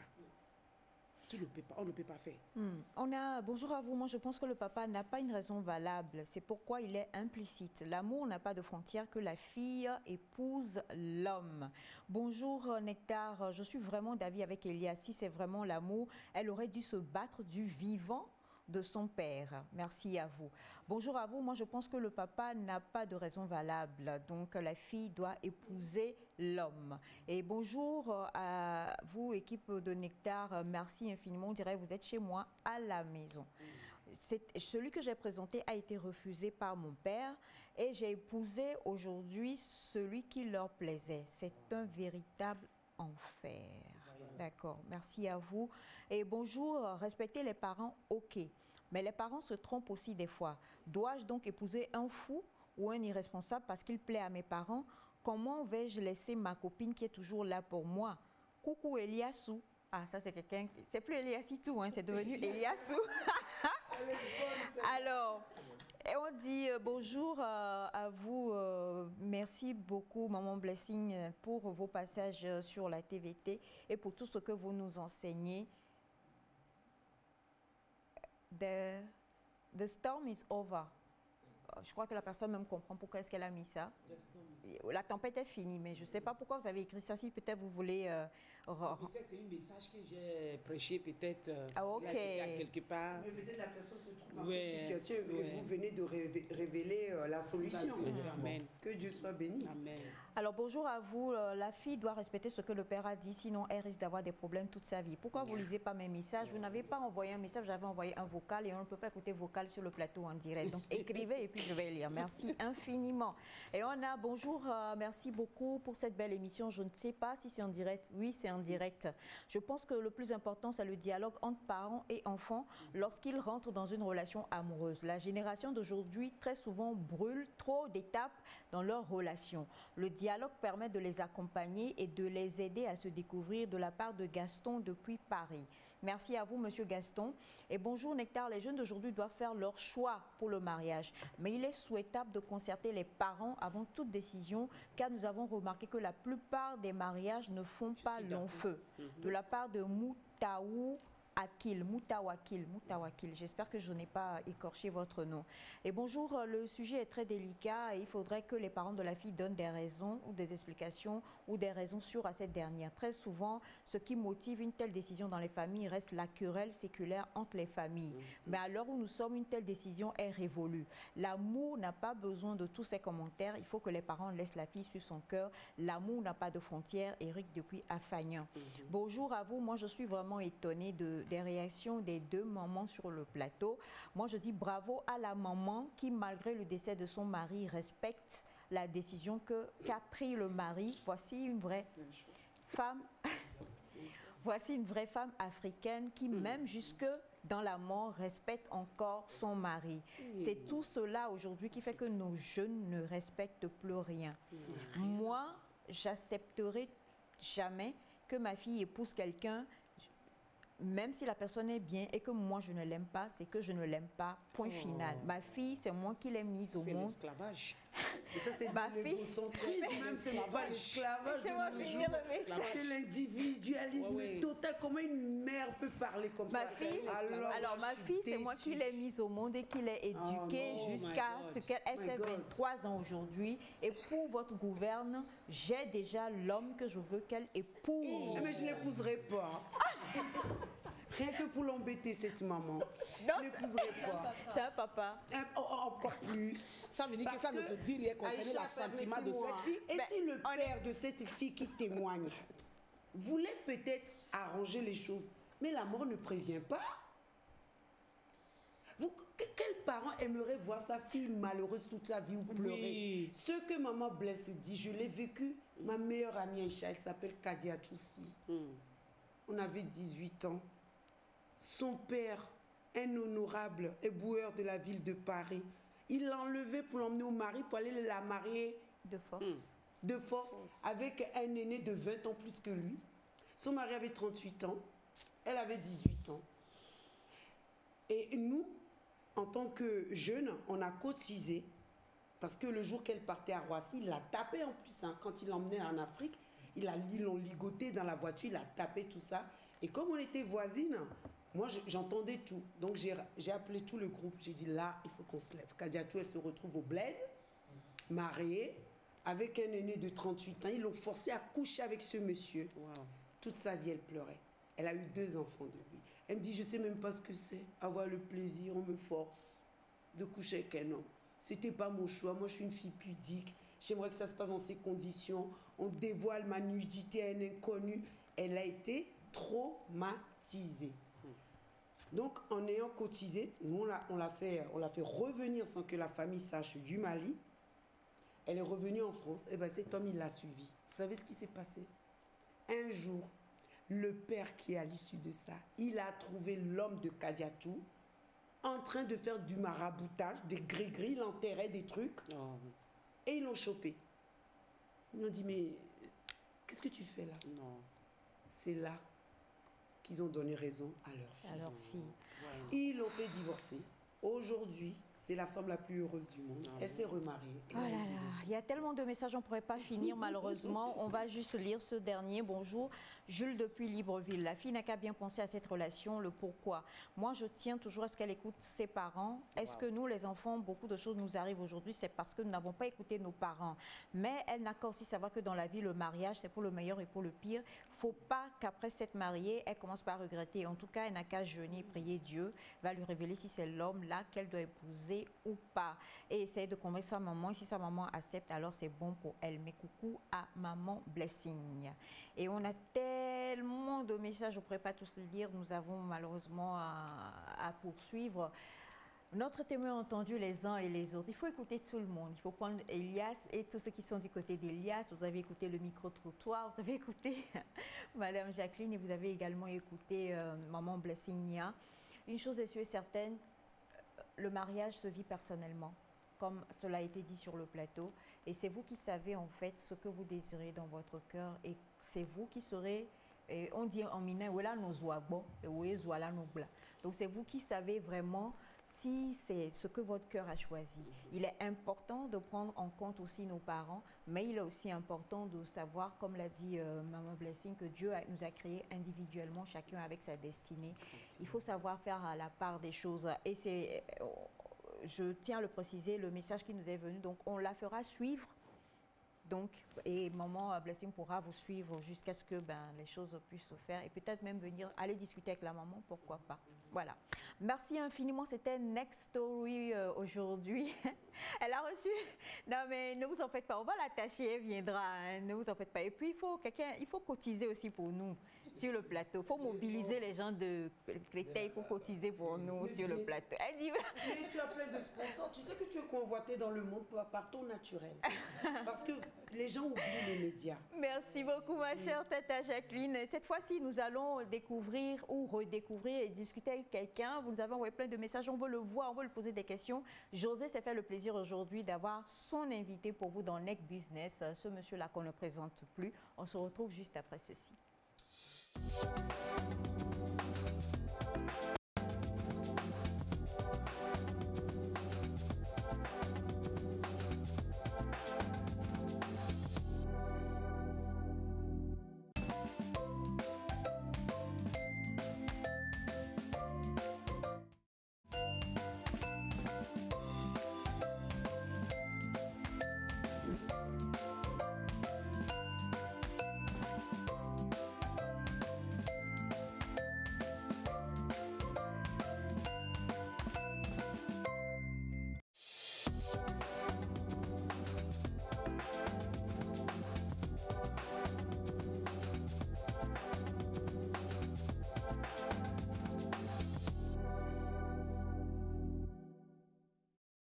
L'émission de ce matin, franchement, ça part dans, voilà, c'est du feu, comme l'a dit, je crois, José ou bien Naïda en début d'émission. Et nous avons un gros plaisir aujourd'hui grâce à José. On te retrouve dans Neck Business avec Monsieur Malikaeva. Et puis, mais quel beau rose! Attention quand même, hein? Quand on a un rendez-vous avec 90% de femmes sur le plateau. Oh là là!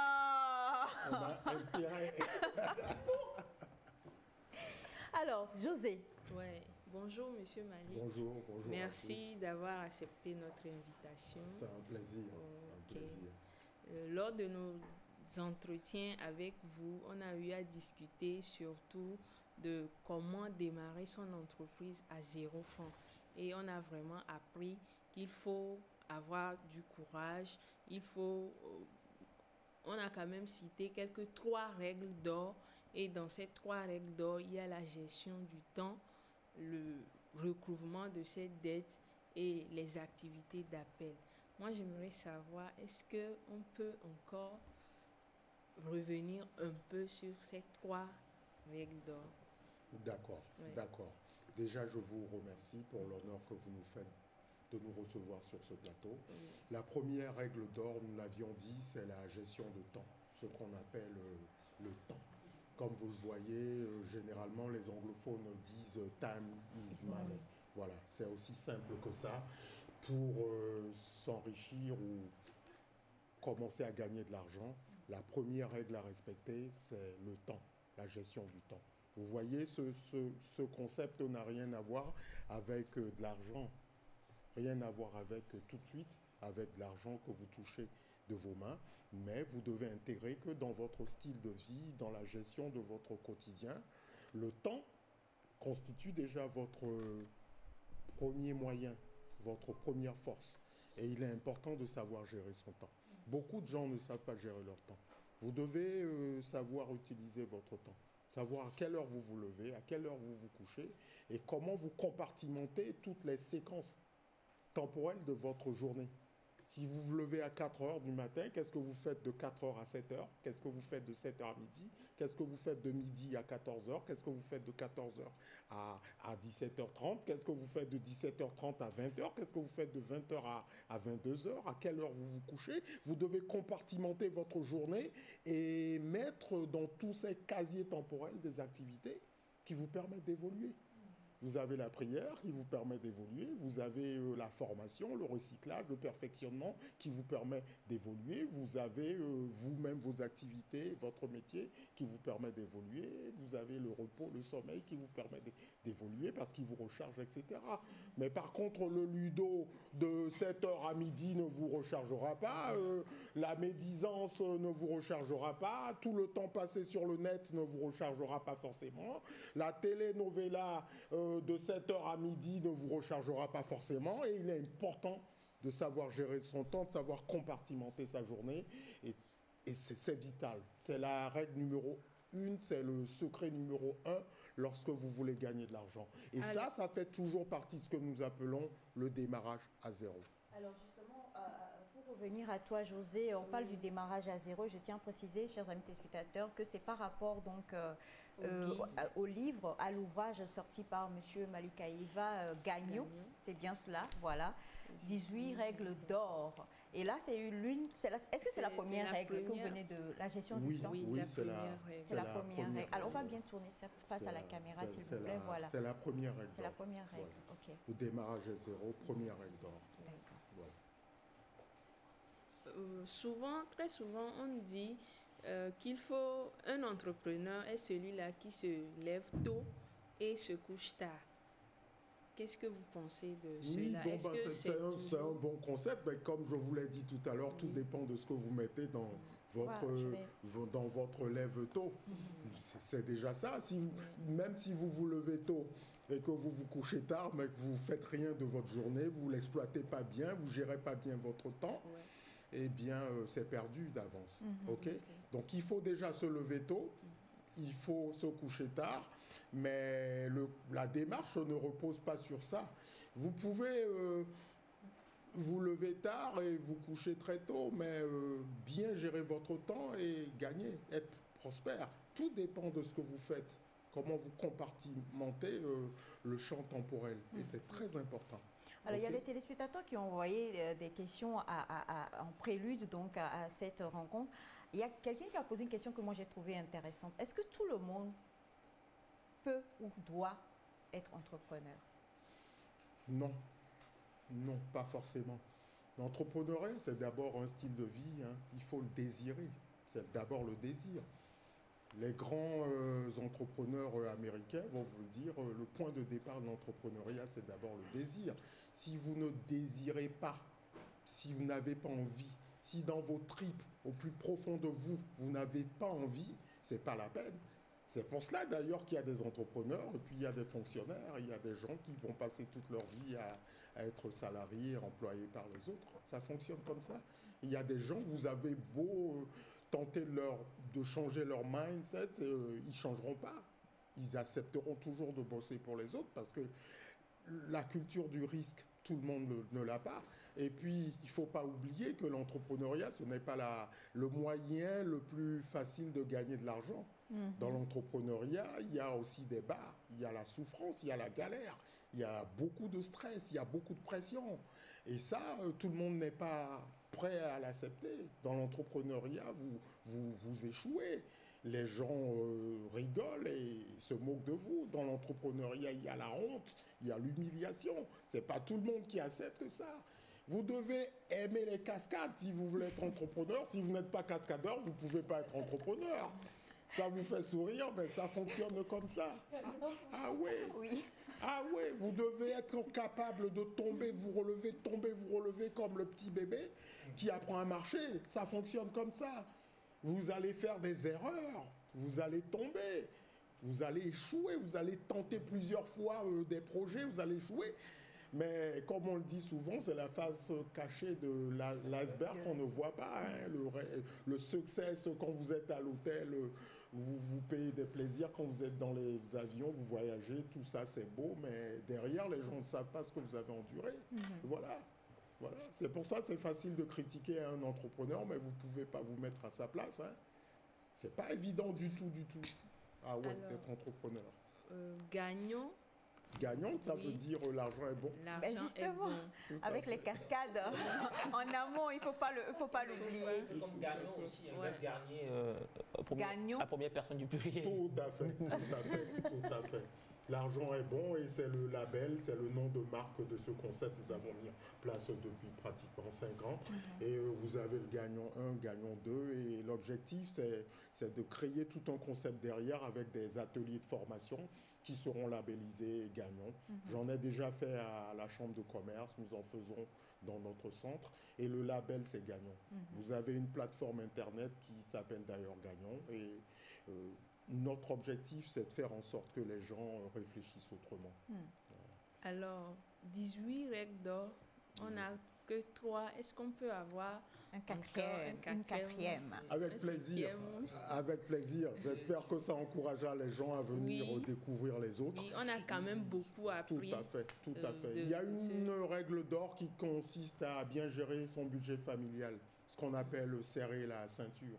C'est aussi simple que ça. Si vous n'apprenez pas à serrer la ceinture, vous ne pouvez pas vous enrichir. Vous voyez, c'est pratiquement la 3e ou la 4e règle d'or dans le guide pratique.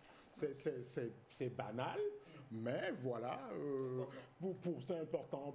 Pour être riche ou commencer à gagner de l'argent, il faut déjà apprendre à serrer la ceinture. Si vous voulez vivre au-dessus de vos moyens, vous ne pouvez pas gagner de l'argent. Donc, commencez à serrer sa ceinture. Quand vous allez à l'épicerie, vous devez avoir une petite note. Vous devez savoir ce que vous faites. Vous devez savoir ce que vous gagnez, comment vous dépensez votre argent. Vous devez éviter d'investir dans le fla-fla-fla, comme on dit. Faire attention à l'image, au regard des autres, parce que c'est tout cela qui nous tue. Exact. Si vous n'avez pas, vous gagnez pas plus de 60 000 francs par mois, je ne comprends pas pourquoi vous porterez des costumes de 300 000 francs CFA. Bon, ben, voilà un peu le problème. Vous voyez? Donc, on a l'impression que la recherche de financement ou les levées de fonds se passent dans des espaces financiers, à la banque, dans des mutuelles d'épargne de crédit. Non, la recherche de financement pour un projet commence déjà sur soi. La solution est en soi. Et c'est ce que nous essayons de développer dans ce guide pratique qui s'appelle le Gagnon. Vous avez ce mindset, vous apprenez à développer ça en vous, vous gagnerez de l'argent tous les jours de votre vie. Vous ne mourrez jamais de faim. Et c'est ce petit secret que nous avons envie de partager avec notre jeunesse qui malheureusement comprend les choses autrement. Là, moi, je lis. Hein. Je lis, j'ai ouvert au hasard, je tombe sur la page 35. Le lait. Le lait en poudre écrémé partiellement coûte généralement moins cher et est tout aussi nutritif que le lait frais. Essayez de comparer toutefois les prix de ces produits dans votre magasin de prédilection avant de prendre décision d'achat. Oui, on est rentré dans c'est un guide pratique. On n'est pas dans la théorie. Non, mais vous prenez ce guide pratique, ne jetez pas les morceaux de pain séchés. Les femmes ne seront pas contentes. C'est un concept que les femmes n'aiment pas, mais c'est le point de départ de la fortune. Si vous voulez que votre mari soit riche, vous devez l'aider. Et ça, il faut commencer à bien gérer déjà la popote. C'est ce qu'on appelle le budget familial. Ça commence par là. J'ai une question. On dit aussi souvent de ne pas serrer au point de ne pas jouir de la vie. Voilà. Je donne l'exemple d'un grand monsieur de ce pays qui a dit à une jeune dame, quand elle gagnait l'argent, moi, toute ma jeunesse, j'ai serré. Je me suis dit, quand j'aurai les moyens, je vais vivre ma vie. Maintenant, j'ai les moyens, je n'ai plus la santé pour vivre ma vie. Mais toi, vu que tu gagnes ton argent, commence à en profiter parce qu'après, tu seras trop vieille. Qu'est-ce que vous pensez de ça? Ce n'est qu'une question de pondération. Tout est relatif. On présente le concept, mais il faut y aller avec intelligence. Quand on dit bien gérer son budget familial, cela ne veut pas dire qu'on ne peut plus s'offrir sa petite bière, ses petits plaisirs, aller à la piscine. Non, ce n'est pas de ça qu'il s'agit. Il faut toujours relativiser. Le topo, c'est qu'il faut éviter de vivre au-dessus de ses moyens. Et Dieu seul sait que beaucoup d'entre nous vivent au-dessus de leurs moyens. Les crédits conso dans les banques, vous faites un petit tour, on vous racontera les histoires. Hein. Les gens s'endettent pour se marier, les gens s'endettent pour acheter de grosses voitures, alors qu'ils vivent en location. Les gens s'endettent pour acheter des costumes ou des souliers 3 fois plus cher que leur revenu mensuel. C'est ce que nous déconseillons, tout simplement. Voilà. Alors là, par contre, je suis éviter de prendre des douches trop longues. Prendre une douche trop longue, laisser l'interrupteur, les lumières allumées à l'intérieur de l'électricité. C'est vraiment un guide pratique. Vous vous retrouvez au finish à la fin du mois avec des factures élevées qui impactent automatiquement vos revenus mensuels. C'est aussi simple que ça. Voilà. Maintenant, comme c'est un guide pratique, il faut que dans la dialectique, qu'on soit vraiment terre à terre et pratique pour que les gens comprennent que ces réalités ne sont pas loin de nous. C'est un peu le positionnement de ce guide pratique. Voilà. Alors, bonjour, le livre est-il disponible à l'intérieur du pays? Aujourd'hui, nous avons dépassé ça. Lorsque nous avons mis en place ce guide pratique, il était en version papier. Je vais tout à l'heure vous montrer un exemple de la version papier, mais maintenant nous l'avons en e-book, en version électronique. Donc pour l'avoir, il suffit d'aller sur notre page Facebook Gagnon, vous tapez Gagnon Innovation sur Facebook, et puis vous avez des informations qui vous permettent d'avoir accès. Vous téléphonez, on vous livre le livre automatiquement, ou bien on vous l'envoie digitalement, tout simplement. Donc que vous soyez à New York ou que vous soyez à Daparon ou à Cara, vous l'avez sur le champ. Vous avez ce message que je vais lire, je le trouve assez intéressant. Bonjour, alors pour moi, M. Malik Aïva est une grande référence. Ma question, est-ce maintenant, depuis 5 ans, que Gagnon est sorti, ou est-ce que lui-même, il a déjà testé et approuvé tout ce qui est dit dans le livre depuis sa jeunesse jusqu'à maintenant? Ah oui, peut-être. Guinguin? Non, j'ai besoin d'une musique. Guinguin.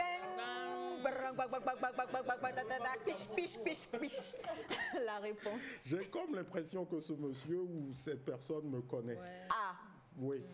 Pour moi, l'entrepreneuriat a toujours été un style de vie depuis l'enfance. J'ai toujours pratiqué, j'ai toujours aimé ça. Et puis, vous savez, on a une longue carrière, hein, on a bourlingué.